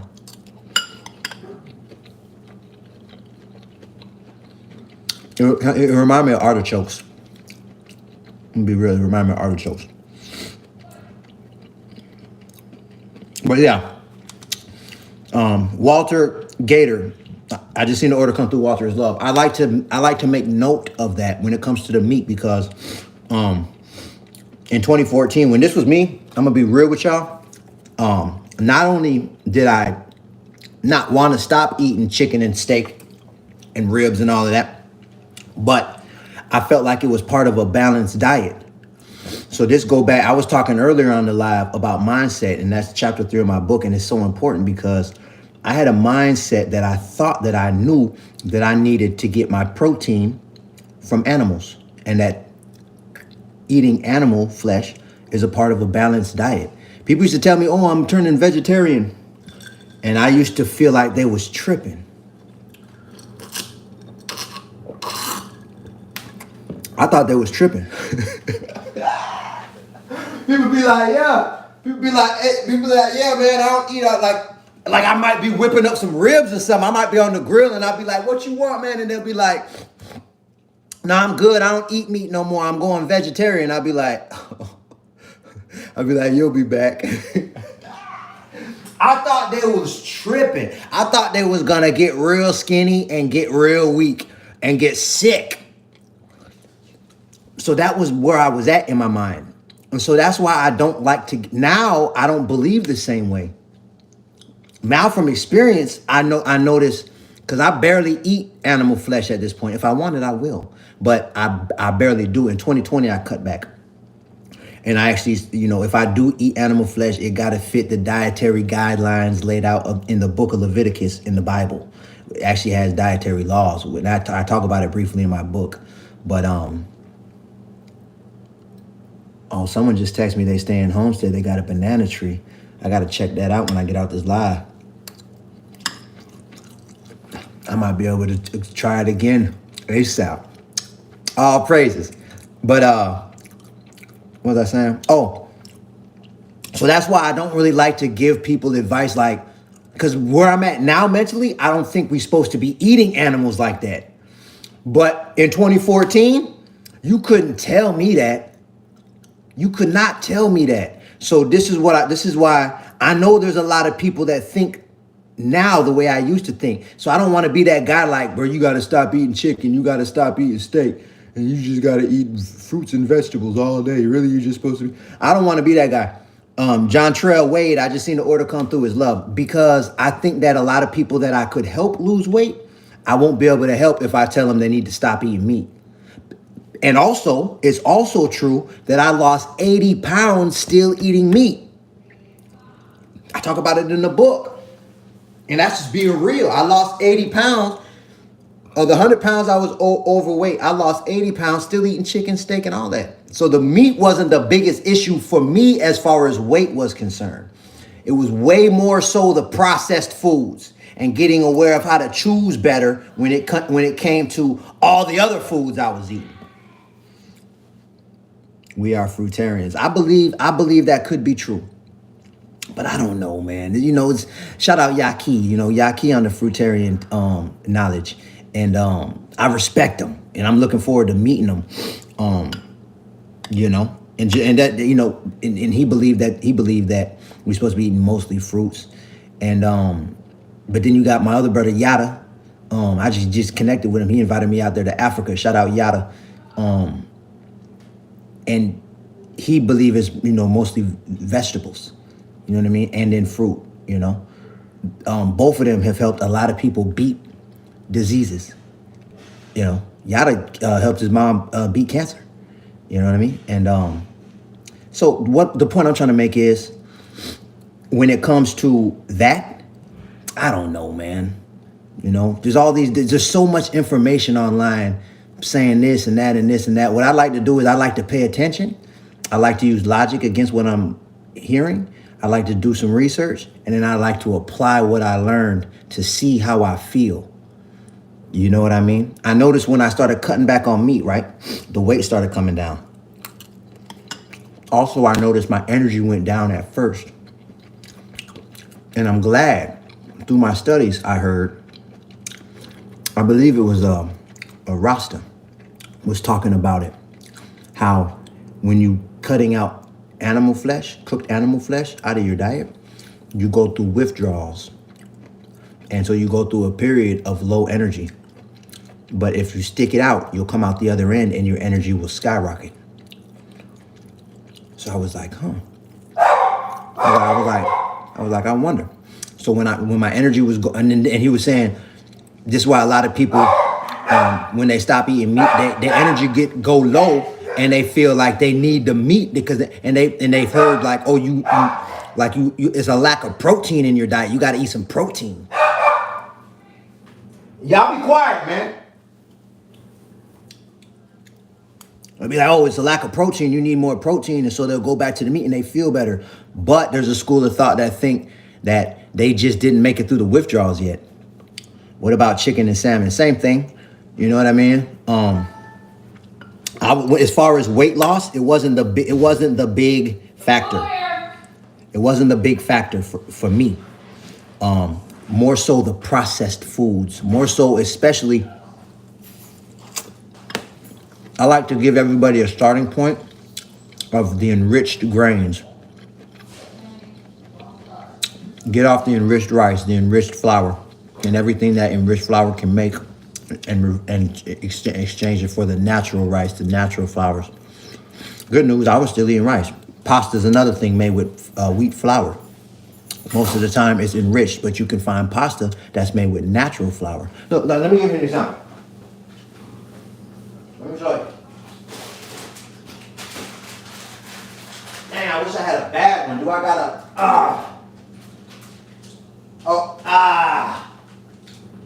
I think we threw it away. But look, when you get anything that's like, here's one example of a good pasta. All you want to see is the type of flour being used. You don't want to see none of the synthetic ingredients that's added. They're not going to tell you it's synthetic, but you'll see riboflavin, folic acid, thiamine mononitrate in the ingredients if it's put through the enrichment process. When you look at the ingredients, right here you'll see durum wheat semolina. That's it. Contains wheat. See it? That's it. That's all you see in this. So that made more of an impact on my weight than cutting back on the meat. And I know because I cut back on the meat years later. I lost 80 pounds. I kept it off for 4 years. 3. I started in 2014. I went from 260 to about 290, 285 by like 2017. And then in 2020 is when I started, and I kept it off. I stayed right around that same area. And then in 2020 is when I cut back on dairy and animal products. What rice do I eat? Any natural rice that wasn't put through the enrichment process. This is a natural jasmine rice. Basmati rice is good. Brown rice. I ate all the different natural rices throughout my weight loss journey. And the weight kept coming off me until I hit my natural size, and then I just stayed there. Was the banana flour good? I give it on a scale of 1 to 10 because I don't think it was all the way ripe. I'm trying to find a piece of it so I can show you what it looked like. I'm trying to find a piece out of here. Yeah, here go a piece right here. Still got it right. It turned like brown when I was cooking it. It was white at first, but this is a piece of the banana flour heart. And I don't really like the way it looked. The taste. It tastes like it's not ripe yet. Like it got like if you ever eat like a green banana that's real green, if you ever tasted it, it got like that. I don't even know how to explain it. It kind of bitter, I guess. It's like a bitter taste. And but it reminded me of artichoke hearts. It's good. Like on a scale of 1 to 10, I'd give this probably a 7. But the kale and everything is fire. 9. Everything good.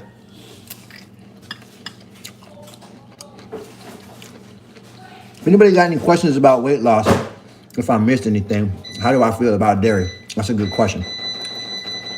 When it comes to weight loss, it wasn't a big factor for me.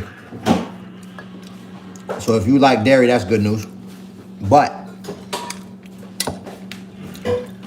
in 2020, for a variety of reasons, I chose to cut back on animal products. When it came to dairy, why I chose to cut back on the dairy, it would really cut it out of my diet completely, was because I seen Dr. Sebi talking about it. And he was saying that if you got any melanin in your, he was saying anybody with melanin in their skin is lactose intolerant. We're not supposed to drink anything from the cow breast.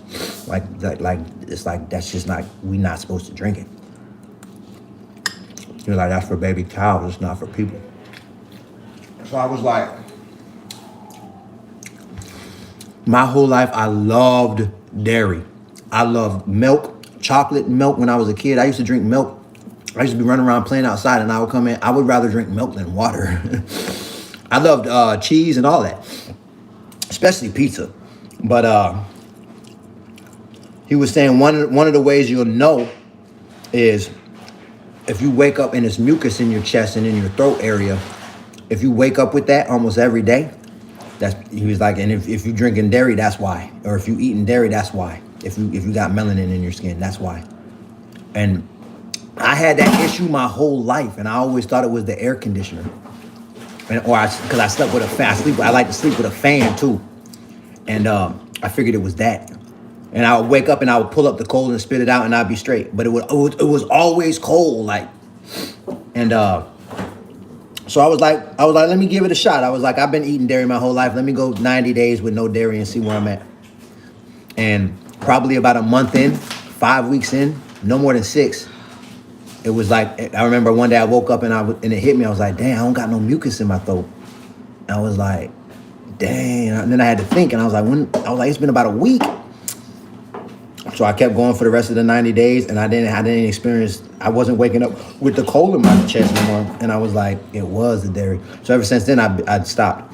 Every once in a while, I have a slice of pizza, probably a few times a year, but I stay away. And when I do, I usually like, I wake up with mucus, man. It's a trip. So with the dairy, that's why me personally, and then even then, I don't know about these things to know for sure, but I'm telling you my experience. So because of my experience, I chose to cut back on it, and pretty much I cut it out. Like, I try not to eat it ever. I just love pizza. Every once in a while, I'll have a slice. No, it's all good. How was the banana thing? It was all right, man. I feel like it wasn't all the way ripe. So it was real starchy and real like bitter. It was like a bitter. It just wasn't, I feel like it wasn't ripe yet. And it was real little. Like when I looked it online, the banana hearts were like this big when they peeled off all the layers. Mine was only like this. It was like small. So I think it needed to grow more. But it was still straight. I give it like a 7.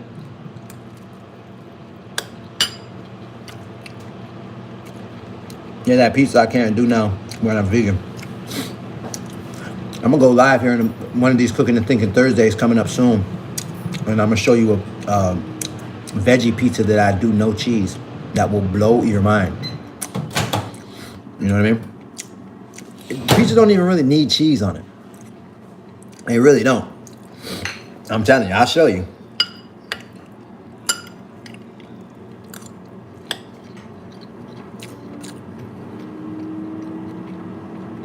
George, I just seen the order come through. It's all love. Anybody got any questions about weight loss, feel free to drop them. What about the chemicals in the alternatives? Alternatives to what specifically? Who is that? Stephanie. When you say the chemicals in the alternatives to what? So I can answer your question better. Cheese. Okay. That's a great question. What I started doing was I looked for the most natural ingredients possible in the cheese. No, it's kind of hard to find all natural cheese in the grocery store. So I would just kind of weigh it on the scale. Just read all the ingredients when you picking the cheese out, and pick the one that got the fewest chemicals in it. That's what I was doing. Normally the block cheese. Yeah, the block cheese is usually the best ones. You know what I mean? And then there's levels within the block cheese too. You got to read the ingredients to see. And then just pick the ones that got the fewest chemicals that fit your budget and just start seeing, how you feeling. You know what I mean? That's what I did. What are you eating? I got some jasmine rice here with some kale that we got out of the garden and carrots and some sauteed onions and banana flour heart inside of here. It was my first time cooking that. And it wasn't all the way right. I'm convinced. So it's a little bit bitter. But it's fire though. So that's what I mean.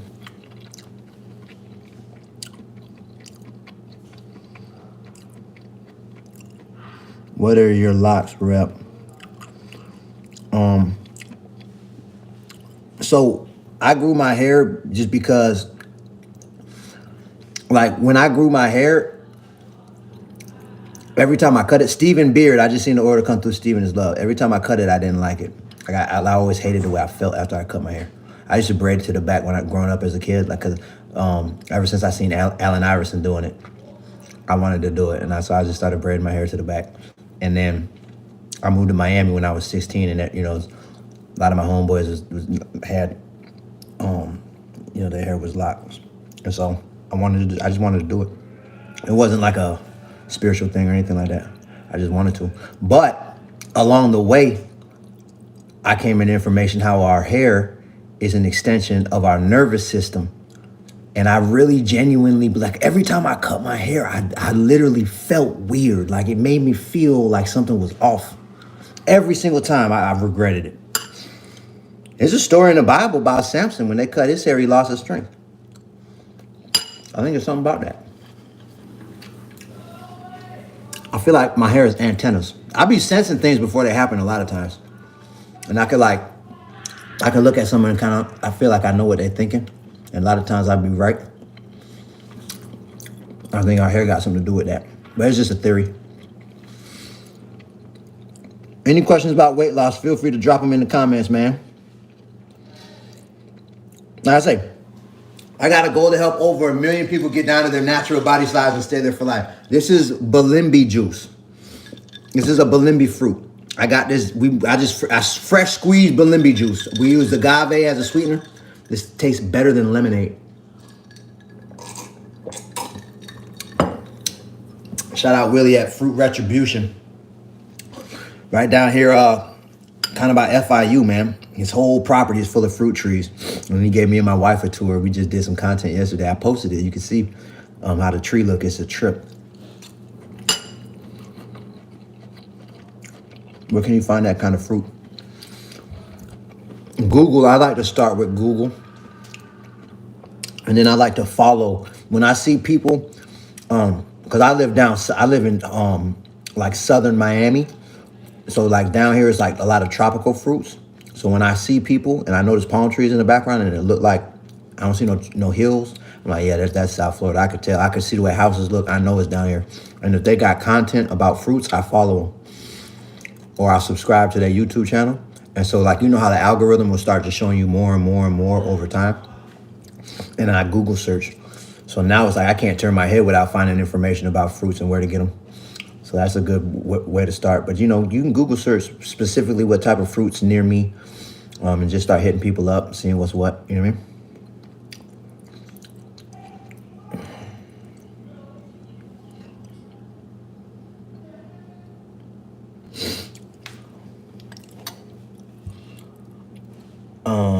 Someone asked if vegans use regular seasonings. Seasonings are usually made out of plants. Seasoning, and that, well, when it comes to seasoning, right? I actually did a post about this a while back.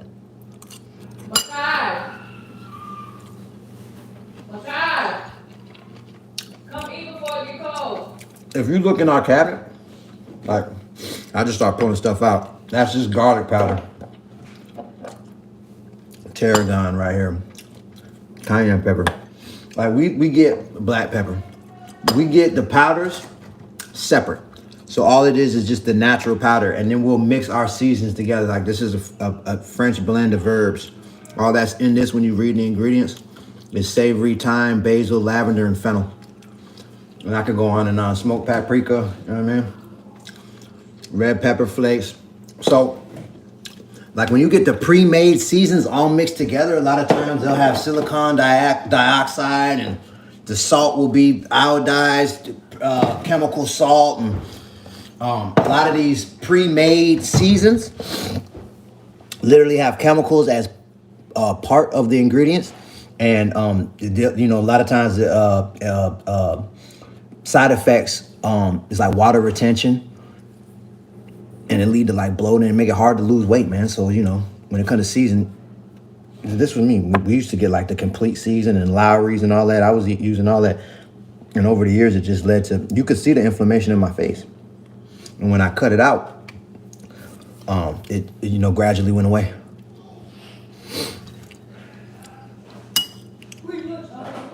Yeah, oh my God, that's my problem. I always feel bloated. Yeah, when you make these switches, man, just pay attention to how you feel. That's, you know, and that's good that you're aware of that, you know. For me, the bloated, you know, different things that I do will lead to a bloated feeling, you know what I mean? Like I notice when I drink late and I eat late, the next day I feel bloated. So I already know what's coming. When I do decide to drink and do that, I already know what's coming. And it's you know, and when I don't. So even there's still things I do now that'll give me that feeling, but certain things I cut completely out. And that's one of them seasons and them. I got real disciplined with making sure that the ingredients had as few chemicals as possible. And I noticed the weight came off. But more importantly, what's a good alternative to juice? Well, this is an example right here.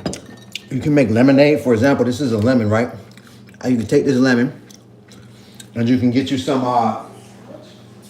the thing about juice, right, when it comes to weight loss, and you know, I especially seen this in, you know, coaching people one-on-one to lose weight. And I was the same way in the beginning of my weight loss journey. I loved juice and soda. It was really hard for me to like find a substitute that was already pre-made in the store. So I kind of like went to the lemonade. I love lemonade. I use a lemon, and instead of using that white granulated sugar, I use agave. So I squeeze the lemon with some agave and some spring water and some ice. I get me some of these jars where you can put the top on it, and I shake it up. Shake that thing up real good, and it tastes better. It tastes better than store-bought lemonade. It tastes way better. So you can make a big container at a time and just keep it in the fridge. Just shake that thing up before you pour it out. And then this way, anytime you want something sweet, bam, there you go. And you'll notice your weight will start trending down.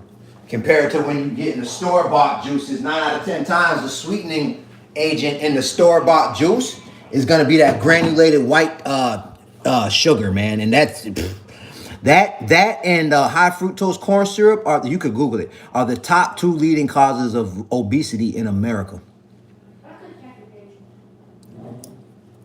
I don't even know how to spell this, to be real with you. If you look on if you go to my page, I put a post up about it.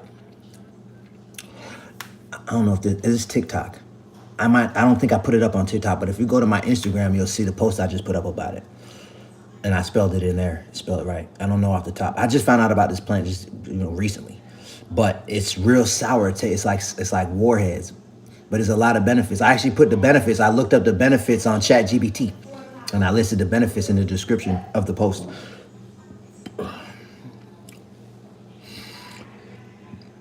Yeah, you can order the jars like this off Amazon. Bingo.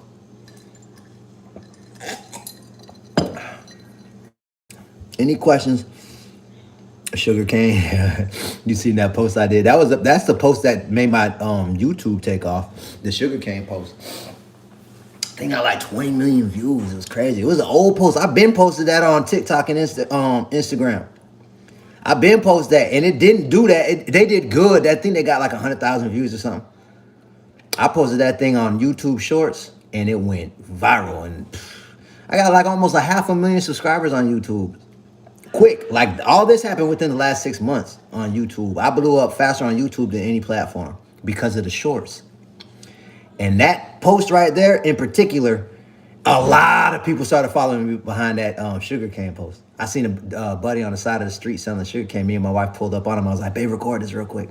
We got the sugar cane, and then I made some more sugar cane out of that sugar cane plant.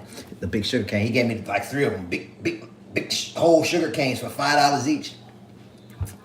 And you could take the nodes, cut the nodes, and they'll grow a whole nother. I got 4 sugar canes growing in my garden right now. I need to get that book. I'm going to the doctor to get weight loss medicine, but I need to do it different. There you go, Trump. Yeah, we got the Alex Thomas. I just seen the order come through. We're doing a 50% off sale during this live. If you want to grab a copy, feel free, man. And just know I just put a prayer for you real quick in my mind. Cause I get it, man. But good news. You can start making these, and I encourage anybody with any health conditions to take your time, switch one thing at a time. And just start paying attention to how you feel and what's going on with your weight. And this way, you know what I mean? You can kind of gradually shift from where you at to where you want to be. So I'm careful giving people advice when the doctor's involved, you know what I mean? Just because that's not really my lane. But I tell you what, if you want to grab the book, we got the discount link underneath my profile picture. And just start making them switches. Because really, you'll notice really what I'm doing is I'm doing my best to get people to be aware that what I believe is natural food that grow naturally in its natural form, that's minimally processed, is the food that we're most compatible with. And I believe that this country is so overweight because of so many different tactics involved in food processing.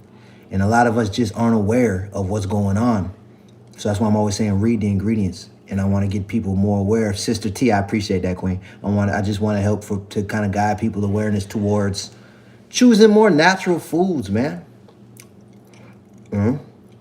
There's all type of evidence showing that a lot of these foods that we eat is what it's leading to not only weight gain, and I know for a fact it led to weight gain. And when I switched over and got aware of how to identify the processed ingredients, and I became aware of why they were leading to weight gain, and I switched over for better versions of what I was eating, more natural versions, and I seen the weight coming off.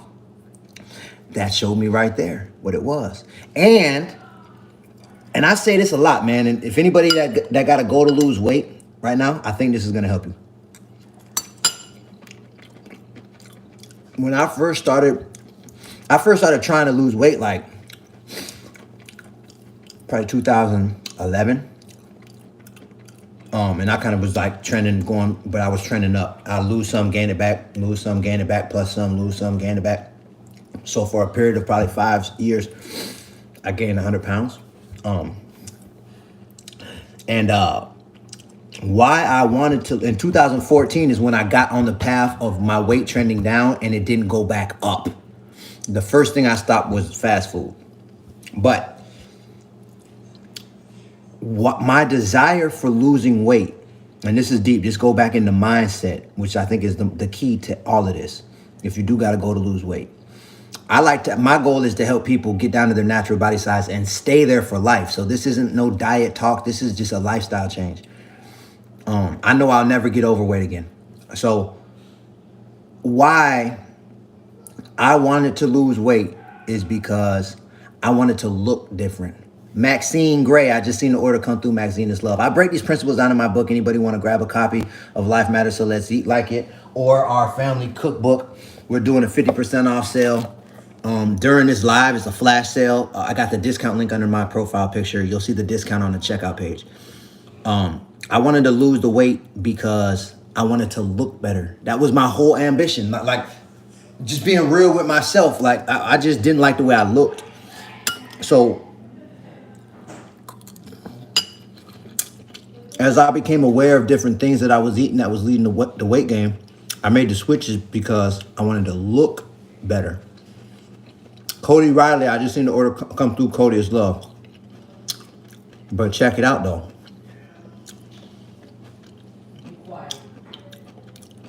The best thing that happened for me, I used to deal with depression and anxiety. Heavy. for a long time. Like even before I got overweight, I was dealing with depression and anxiety. But I felt like it was things I went through, like trauma as a kid. And I was adopted. I moved around a lot. It was, we all got our issues that we've been through. But you know what I'm saying? Like just being in America, period. Like, you know what I'm saying? Like I was dealing with depression and anxiety for almost as long as I can remember. And so, as I started getting real aware of the ingredients and making changes in the way I was eating, Jalen Frontenberry, I seen the order come through. Jalen is love. I just seen another one come through real quick. I missed it. What happened was, I never forget the day when I realized this. Probably 3 years into my weight loss journey, it hit me. I was like, dang, when was the last time I was depressed like that? Because it'll be times where I'll be depressed for a week straight. I wake up depressed. And I would just hide it throughout the day, like, you know what I mean? And I did a lot of substances to feel better. Like I drank a lot, smoked a lot. I was doing a lot, you know what I mean? And when I would stimulate myself, I would feel better. Tina McClary. And so for years, I was kind of self-medicating, trying to beat my depression and anxiety. But what I noticed was 3 years into my weight loss journey, I had to really think. I'm like, when was the last time I was depressed like that? And I had to think. And I was like, man, I was like, dang, it might have been like a year ago. I was like, man, it might have been like a year ago. And then I was like, when the last time I really felt anxiety? I used to get anxiety. I was like, when's the last time I felt anxiety like that? And it was about the same distance. And I really had to try to figure, like, I'll never forget this day, because I was like, what happened? I had to really think, like, what happened? At first my mind took me to money, because I had bounced back. Like, I went through a period where we was in poverty. Diane Tyson, I just seen the order come through. Sharice Rainey, I just seen the order come through. Queens is love.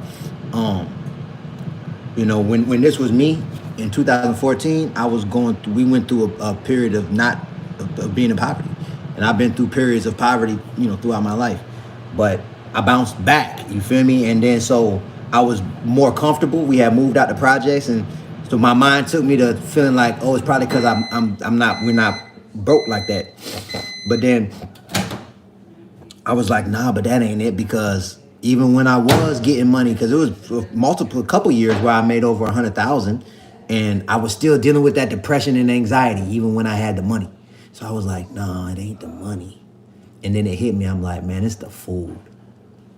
This is probably 2017. I'm like, I bet it was the food. And because I've been peeping the ingredients, but I was just looking for, all I was thinking about with the ingredients was, I was looking for answers to lose the weight. That's where my mind was. I wasn't thinking about nothing else.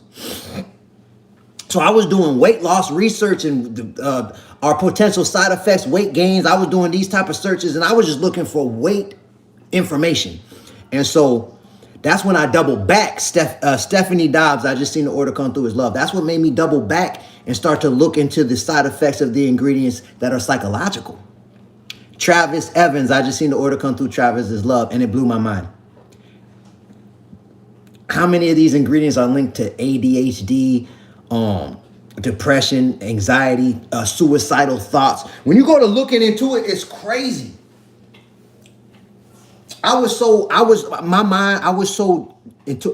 Especially in 2013, 2014, I was in such a dark place in my mind where I did not care if I lived or died.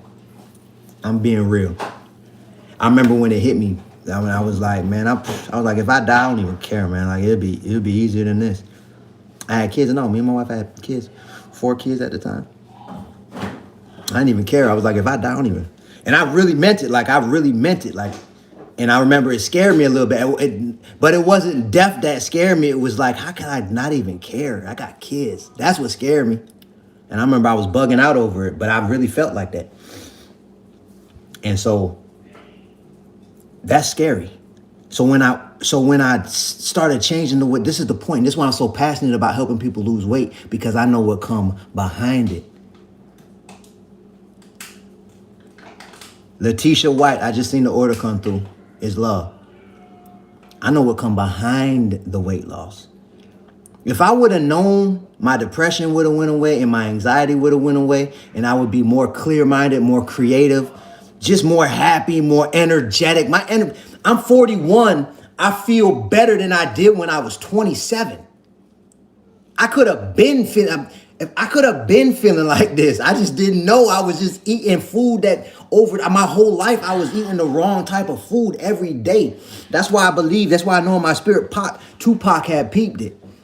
That's why in that song Changes, Gregory McFadden, I talk about this a lot because Tupac peeped it, man. And that song Changes, he said we need to change the way we eat, change the way we live, and change the way we treat each other. You see, the old way wasn't working, so it's on us to do what we got to do to survive. That's what Pac said. And so when Pac said that the first time I heard it, I bust out laughing. Because when he say, we got to change the way we eat, change the way we live, and change the way we treat each other, I bust out. I don't know why it tickled me so much. I think it happened for a reason, but it was funny to me because I was like, Pop must have been in the studio blowed. He probably had the munchies or something.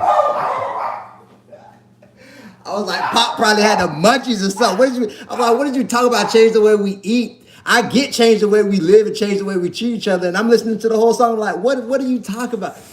I'm seeing orders coming through crazy. Jacqueline Dilworth, I just seen the order come through. I missed like 2 other orders just now. But it's love. I appreciate y'all, man. Jamie, I just seen the order come through. It's love. I'm like, what is Pop talking about? Change the way. I didn't know what he was talking about. That go to show how programmed my mind was.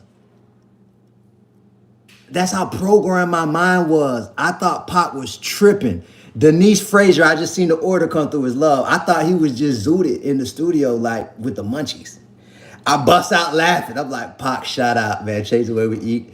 I get change the way we live, change the way we treat each other.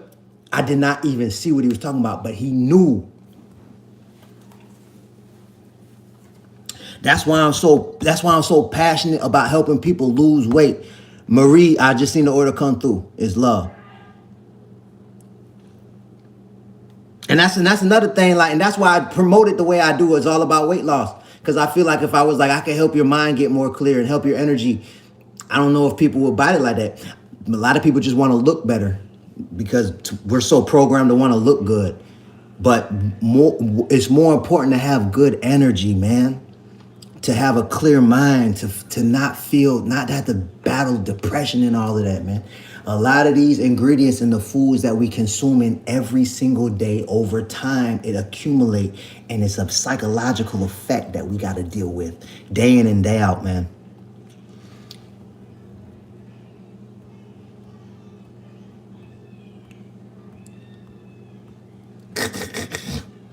Do you still buy fruits and vegetables from grocery store? I do. And that's another thing, that's a great question.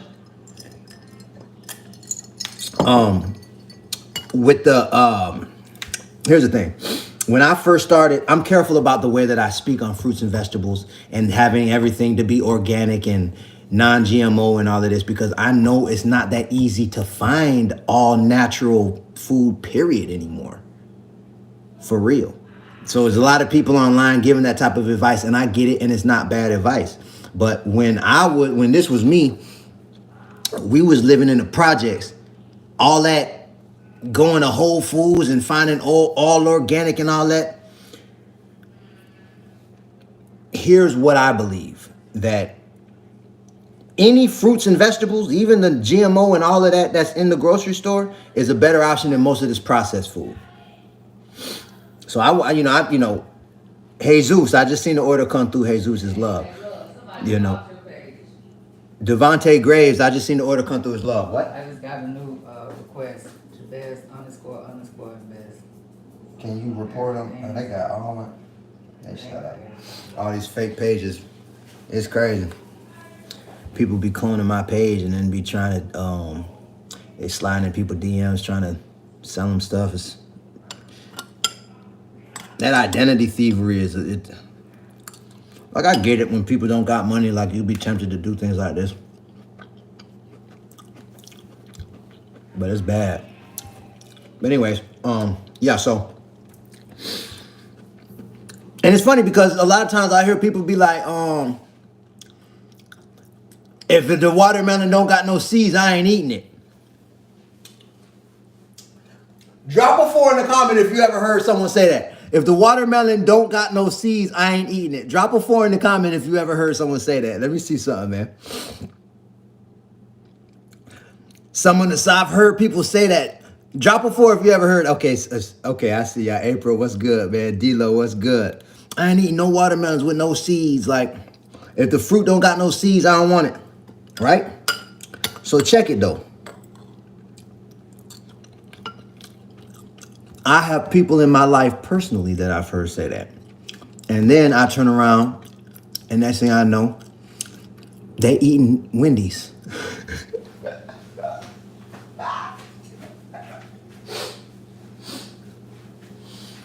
They ain't eating no, look. It'll be some watermelon without seeds on the table. They ain't gonna eat that, but they eating Wendy's? I used to be tripping me out, man. I'll be like, dog. So this is what I'm saying, like, I'll eat watermelons without seasoning. I'll do it to this day. You feel me? But I prefer with the seeds. But you know what I'm saying? That's why I grow food. That's why I'm growing food now. You know what I mean? If you look at my backyard right now, look. If you look at my backyard right now, I can't grab all my phones. Sorry, y'all. But if you look in my backyard right now, you see I got the trees out there growing. I got the fruit trees growing. I got the garden back there in the cut. I'm learning as I grow with how to make food for myself and my family, but it's a process, man. I still gotta give. I'm not growing enough to have food every day like that. You know what I mean? So we still gotta go to the store. So I think it's more important to like just cut out the processed foods, man. You know, people be getting caught up in social media and all these health people. You know what I mean? Like everything GMO and pesticides and other true, all true, but it ain't that basic, man. Like here's the thing. I was going in the produce section. Let me tell you what I did do when it came to produce out of the grocery store. Let me tell you what I did do. I made the switch from the frozen fruits and vegetables and the canned vegetables to the fresh. Whatever fit my budget. And because I came across I did not know that you could gauge energy in food. Like how you can gauge electricity using wattage. You know what I'm saying? Like you can gauge weight with pounds. You can gauge space with like inches, meters, and stuff like that.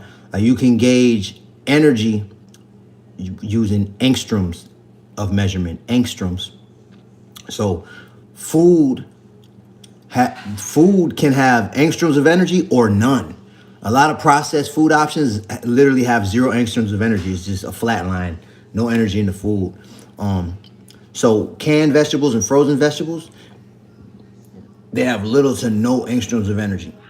But if you go get it from the produce section, it got angstroms of energy in it. And one of the things that our body does with fresh produce or produce that's not frozen previously or canned, that it uses those angstroms of energy to burn fat.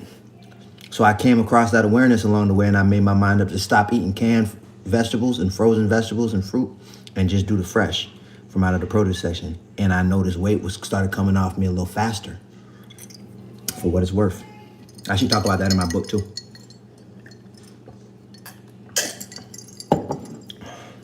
Big love, man. Bam Bam, what they do?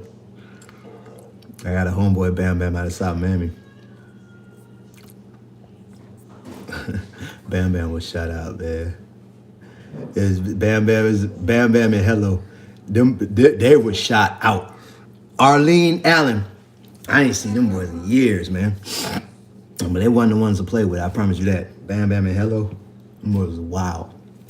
Every time I see a Bam Bam, I think about bro.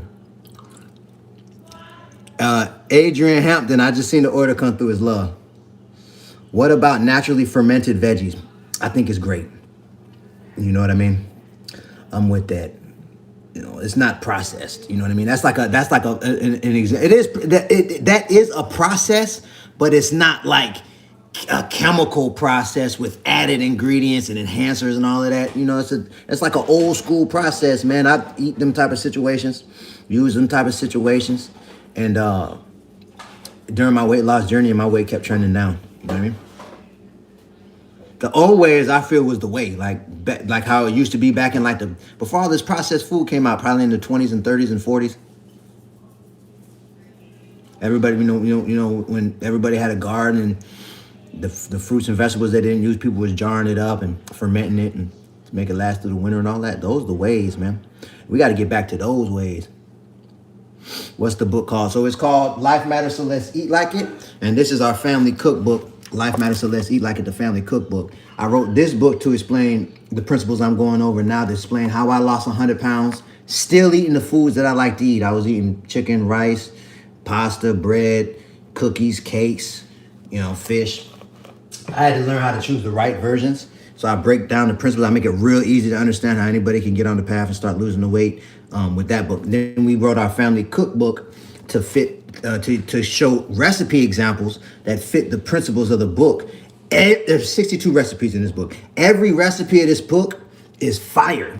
We hit #1 in multiple categories. It's a family cookbook. Me, my wife, and kids all contributed in making this book. And so now we're a family full of best-selling authors. And what I really like about this cookbook, to be real with you, we did a 4-part video series. I never seen this in a book before. This is an original idea that I had. We made QR codes and we attached videos to the QR codes, and they're educational. And it's a 4-part video series called Rooted in Nature. And because I wanted people to understand why these recipes, if you're overweight, right, and you're unfamiliar with these principles, if you get this cookbook and all you do is eat recipes from this cookbook for 30 days, your weight gonna go down. And I wanted people to understand why. But we got recipes for everybody, vegans, people that eat meat. We got chicken, steak in here. You know what I mean? Look, here goes some waffles. Stop playing. You know what I mean? Look at this. Pancakes. All the right ingredients, the right flours, the right sugars, the right oils. You know what I mean? We got some, look at that. Ooh, that's a zucchini salad that'll blow your mind. The summer sunset zucchini salad, one of my favorites. What else we got? Pigeon peas and rice. Honestly, I think this is the best pigeon peas and rice on planet Earth. This is actually my wife's mother's recipe. My grandma Lois, God bless the dead, we buried her about 4 months back. And she had the best pigeon peas and rice I ever had in my life. Until I had my wife's mom's pigeon peas and rice. I had to tell him, like, Ma, I didn't think nobody could make pigeon peas and rice better than my grandma, but you do. So we put that recipe, but we're using the right type of rice. You see what I'm saying? My grandma made pigeon peas and rice with Uncle Ben's parboiled long grain enriched rice, but she baked it though. My grandma baked her pigeon peas and rice. She ain't cooking on top of the stove. But this pigeon pea and rice recipe, you cook it on top of the stove. But it'll blow your mind. But my grandma recipe I got in here, this Perlo rice, it's an old school recipe. Classic. If you never had it, just this Perlo rice recipe and the pigeon pea and rice recipe make the cookbook. I could go on and on. The cookbook is fire. We got desserts in here. Stop playing. Look, our daughter just sent us chocolate chip cookies. My favorite. Donuts with all the right ingredients. Stop playing. The donuts use the right type of flour, not enriched. Raw organic cane sugar. Instead of canola oil, we fry them donuts in grapeseed oil. When you eat them donuts, I'm telling you, they don't sit heavy on your stomach like donuts like that. Whatever. So that's the cookbook. So, we're doing, like I said, if you got to go to lose weight, we're doing a 50% off sale on the books. We got the discount link underneath my profile picture. If anybody want to grab a copy, feel free. You'll see the discount on the checkout page. Do you use wild rice? I do. But my family don't really like it that much. Like my wife and kids, they don't really like it. I like it. I make it sometimes for me. But everybody in this house like natural jasmine rice, though. It tastes the most like white rice and like parboiled rice. So we usually eat jasmine rice just because I don't want to cook 2 different rices. You know what I'm saying? But I lost 100 pounds eating jasmine rice. But I was eating wild rice too, emperor's rice, all that. It's all good. Miss Lioness is love. Maggie, I appreciate you, Queen. Just made the brownies. Oh, for real, John? You like them things? That's my wife's recipe, them brownies. Them brownies fire, man.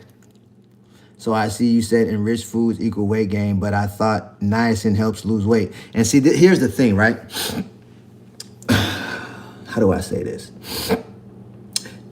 I believe that's not a lie. But I want to explain this right. And I don't want to get like all like preachy or religious-y, but I honestly believe the most valuable book I've ever read is the Bible. Okay. In the Bible, it says how the devil speaks with a forked tongue. And I believe that you can cover up a truth with a truth that's really a lie. There's layers. You can layer things together to where it'll confuse the whole planet Earth. You can cover up a lie with a truth. So when it comes to niacin, right? Niacin is found naturally in a lot of natural things. Niacin is in a human body naturally. It's in all type of fruits and vegetables. It's in grains. It's in rice. It's in wheat. You can isolate niacin from a lot of. You can isolate niacin from pig blood.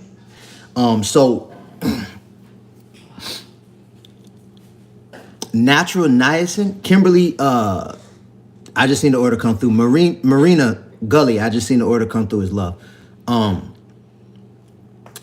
Niacin, that's in its natural. You got niacin that's in fruits. So you could eat a fruit that got niacin in it and it leads to weight loss because the niacin is in its natural form. But you can synthesize niacin. So you can isolate niacin from an organic, natural thing, bring it through a process of chemistry down to a powder form. Cheryl McGee, I just seen the order come through as love, right? So that's chemistry. So when you see niacin in the ingredients, like when you see niacin in rice, for example, enriched rice, you'll see the niacin in the ingredients, right? That they got to put that in the ingredients because it's an added ingredient. They adding synthetic niacin to replace the natural niacin that was already inside the germ of that rice. It had natural niacin in it. But this is where I say the devil speak with a forked tongue. And this is what it irks my spirit that this is going on. You don't have to specify if niacin is synthetic or natural. They're both called niacin.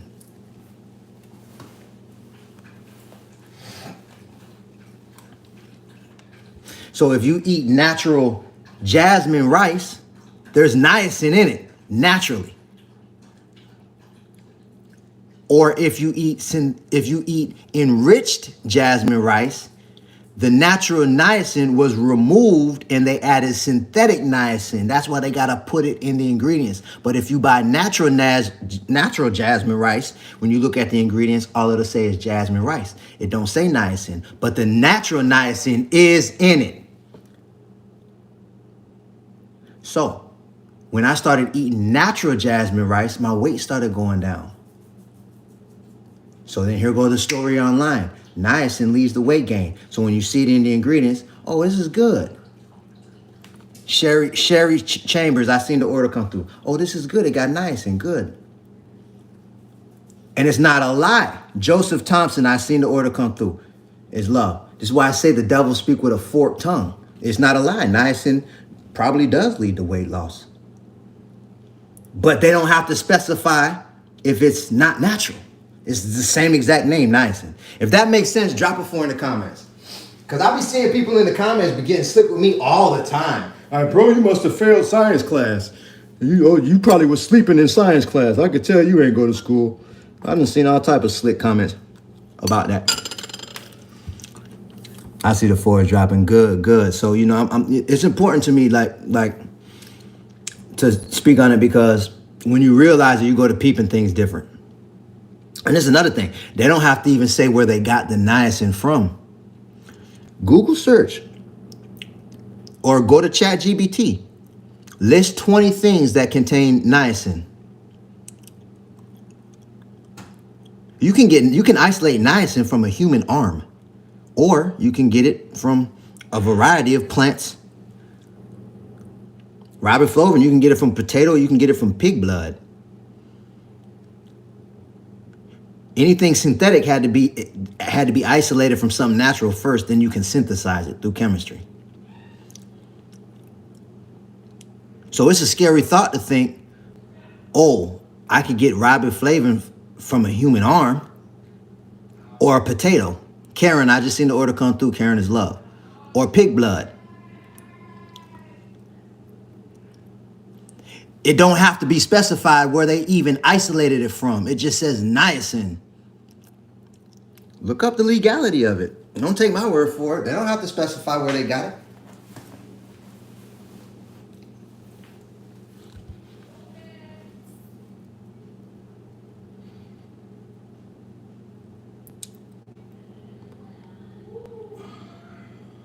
Let me see. I started following you and looking at the ingredients, changed my whole outlook on things. There you go, man. And the thing about it, man, you know, for me, the longer I stay consistent, the better things keep getting for me. Another thing that happened from making these switches, because a lot of times people ask me like, what about your portion size? Did you eat? Were you eating a lot less to lose the weight? I wasn't. I was eating the same amount. Melvin Hymans, I seen the order come through. Melvina is love. But peep though. So when I first started, I would eat the same size plate. Like I used to, like my back in the days, like it was a thing for like your girl to fix you a big plate. Like you supposed to fix your man a big plate, right? And so I used to eat plates like this. So as I started to make these changes, I was still eating big plates. But what happened was over time, I started to get fuller quicker to where now I eat this size plate. I can't eat this much food. I'll be dumb uncomfortable. And so I started noticing that. I started taking note of that along the way. Christopher Alexander, I seen the order come through as love. I started taking note of that along the way, right? Like, damn, I don't eat as much as I used to. But down the line, as I started to do more, just being out of curiosity, looking into things, I started to see, especially when I noticed my mind space cleared up and my energy cleared up, and I wasn't depressed like I used to be and have anxiety like I used to. And I was able to connect the dots between that and the food I was eating. Debbie Civil, I seen the order come through. Especially when I went through that process, I started to see how a lot of these ingredients also had the side effect of making you want to keep eating. For example, there's an ingredient that you'll see in the ingredients of a lot of options in the store. You'll see natural flavors.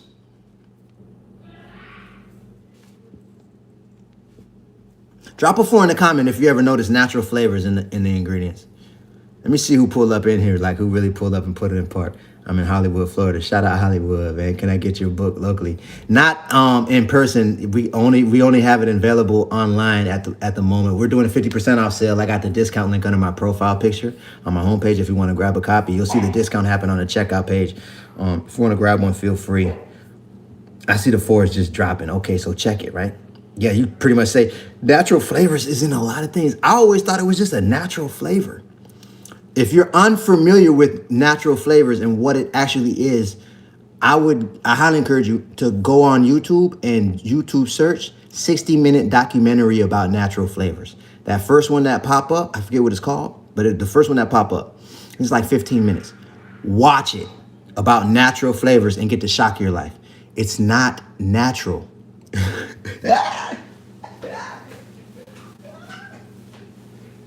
This is where we go back to the devil speak with a forked tongue. It's not natural, but they derive the flavor from something natural. And they don't even got to tell you what. So natural, there's been billions of dollars spent on paper with the specific intent to make the food addicting, make you want to keep eating. There's ingredients that have been created to literally numb our digestive tract. Veronica Garcia, I just seen the order come through. Gabriel Spencer, I just seen the order come through as love. To numb our digestive system. That's scary when you think about it. That's why a lot of times when you eat a lot of this processed food, a lot of this garbage and fast food and all that, you ever notice you'll eat and it tastes so good, and next thing you know, you done ate a lot, but you still want to keep eating. That's because one, they have ingredients in there that make you want to keep eating. Like just like how trees can give you the munchies, make you want to keep eating. There's a lot of different compounds that can make you do that. So one, you eating ingredients that make you want to keep eating. Two, you dealing with ingredients that numbed our digestive system where we don't even feel full and our stomach is full of food. So what happened, right? As I started to cut these ingredients out, I started to be able to feel my stomach again. And so I would get full. I just naturally just didn't want to eat anymore. I'm full. Like, and so I thought that was real dope. You know what I mean? And that's something to look forward to and just pay attention. Like as you're going through these changes, pay attention. You know what I mean? Just pay attention to how much you eat now compared to, and you don't even, and this is another thing, and because I'm about to wrap this live up in a minute, y'all. I'll answer a couple more questions, but I want to say this. What I encourage anybody, if you got to go to lose weight, what I encourage you heavily to do is fall in love with the truth of where you at right now. You know what I mean? Like I realized that why I wanted to lose weight, right? When I wanted to lose it, Tony Jackson, I just seen the order come through his love. When I wanted to lose weight, initially, I wanted to look better. So my whole ambition to lose the weight was because I didn't like the way I looked. I didn't like the way I looked because I didn't love myself where I was at. I felt like I needed to get the result of losing weight to like how I look. But what's going on psychologically is for me to love myself, what I'm looking at in the mirror, me, my body, that the only thing I got day in and day out, for me to love the image of me, I gotta look different. Chantel Wilburn, I just seen the order come through his love. This is deep what I'm saying. This is mindset.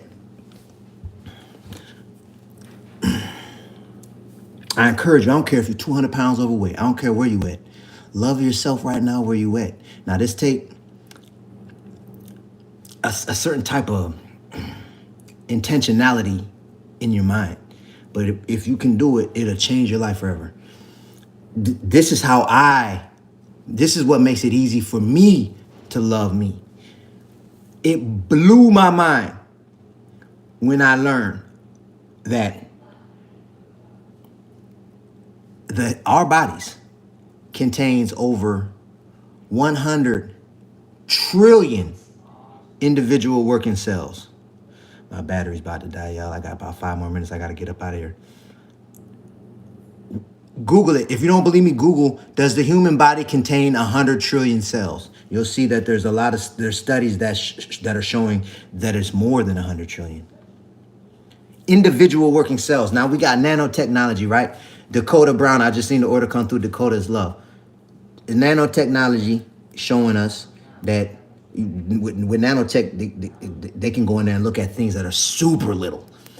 So they're looking at these individual cells and they're seeing, Miguel, I just seen the order come through his love. They're seeing that each individual cell has a brain. There's conscious wavelengths of activity going on within each individual cells that are the same as our brain wavelengths. So now what they're saying is the individual cells that compose our body is as smart as us. They just move on a smaller system, a smaller scale, in a smaller space. It ain't that they're not as smart. They're just real little. So then you got to look at that. If you wake up in the morning and you open your eyes and you get up out of the bed and you controlling your body throughout the whole day, brushing our teeth, all I got to do is think to move my hand, I move it. I'm using words that everybody can understand right now out of my mouth, going through the ethers, talking to people all over the planet right now in real time. That's incredible. So what I'm doing is I'm controlling a vessel of over 100 trillion individual cells that are as smart as me. If I take a piece of my skin off my body and put it under a microscope, right, and look at it, there's going to be them individual cells going to be moving around when it's off of me. So therefore, it's not me. I'm the spirit inside here. That's me. I'm just controlling this. That's live. And everybody watching this live is the same for you. So think about that.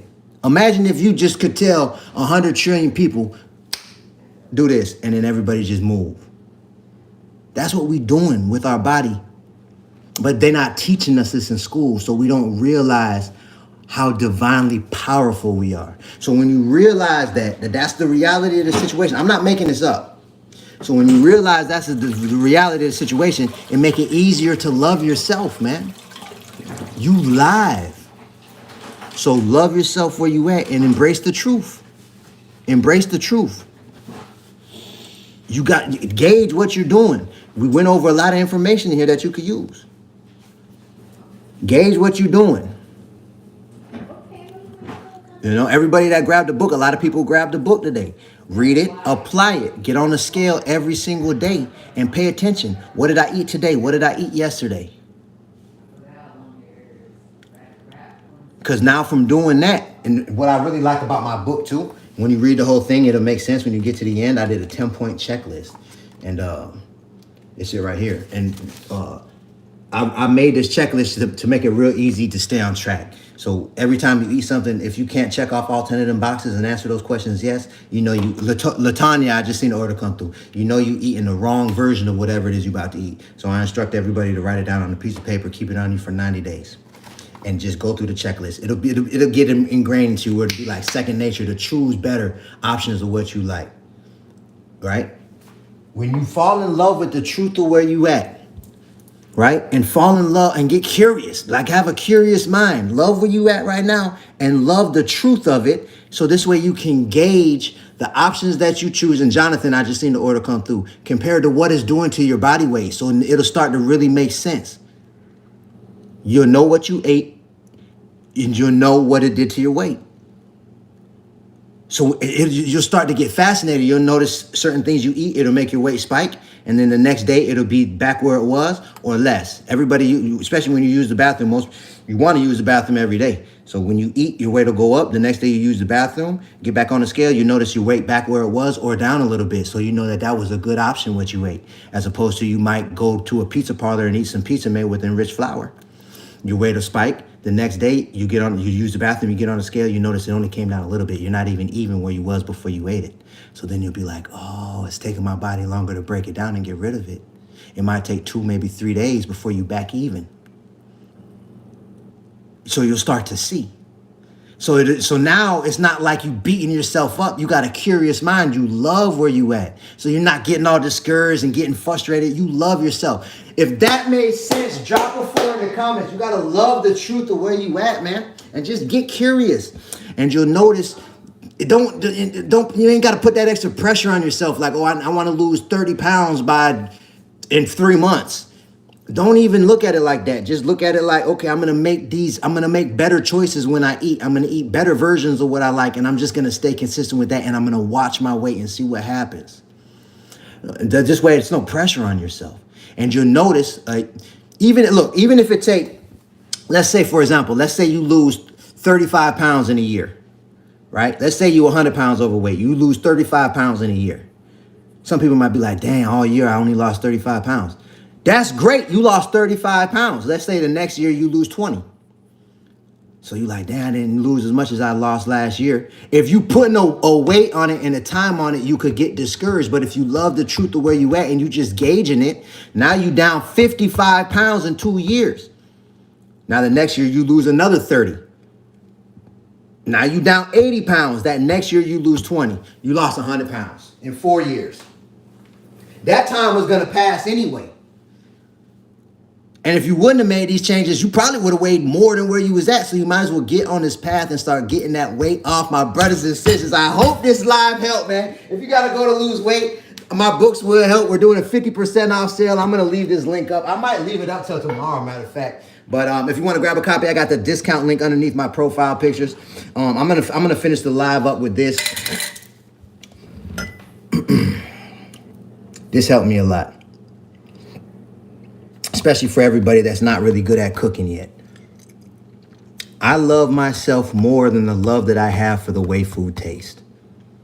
When you get on this path and you start choosing better ingredients, if you're not good at cooking yet, Sometimes the things that you got to taste for, it'll be hard to find them made already with the right ingredients.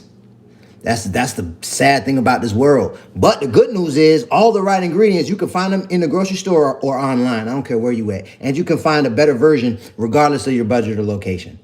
Tanya White, I just seen the order come through, is love. So when you starting out, you're gonna have to start making some things on your own. I encourage you to start looking up YouTube videos. Look up your favorite recipes, your favorite, like if you like certain dishes from whatever, Red Lobster, look up how to make that dish from Red Lobster on YouTube, and videos are gonna pop up. Kimberly, I just seen the order come through, is love. And step by step, go through it and cook it with them, man. But be intentional and use all the right ingredients. And start cooking like this. And you might mess up a few batches or whatever, or you might not be able to cook that day, and you might got a taste for something that you really want to eat, but you can't find it with all the right ingredients. This is where I love myself more than the love that I have for the way food tastes. I realized along the way that I placed a higher love for the taste of food than I did for myself, because I was consuming things that was leading my body to be 100 pounds overweight. And it had my emotions messed up. It had me thinking foggy minded. I was way less creative than I am right now. I'm in a whole nother area spiritually than I am right now. I needed to clean my temple out. I took on that mindset. I love myself more than the love that I have for the way food tastes. My brothers and sisters, that's about that, man. One more time, if you got to go to lose weight, the books will help. Jody, I just seen the order come through. We got the discount link under my profile picture. You'll see the discount on the checkout page. Prayers up, blessings up.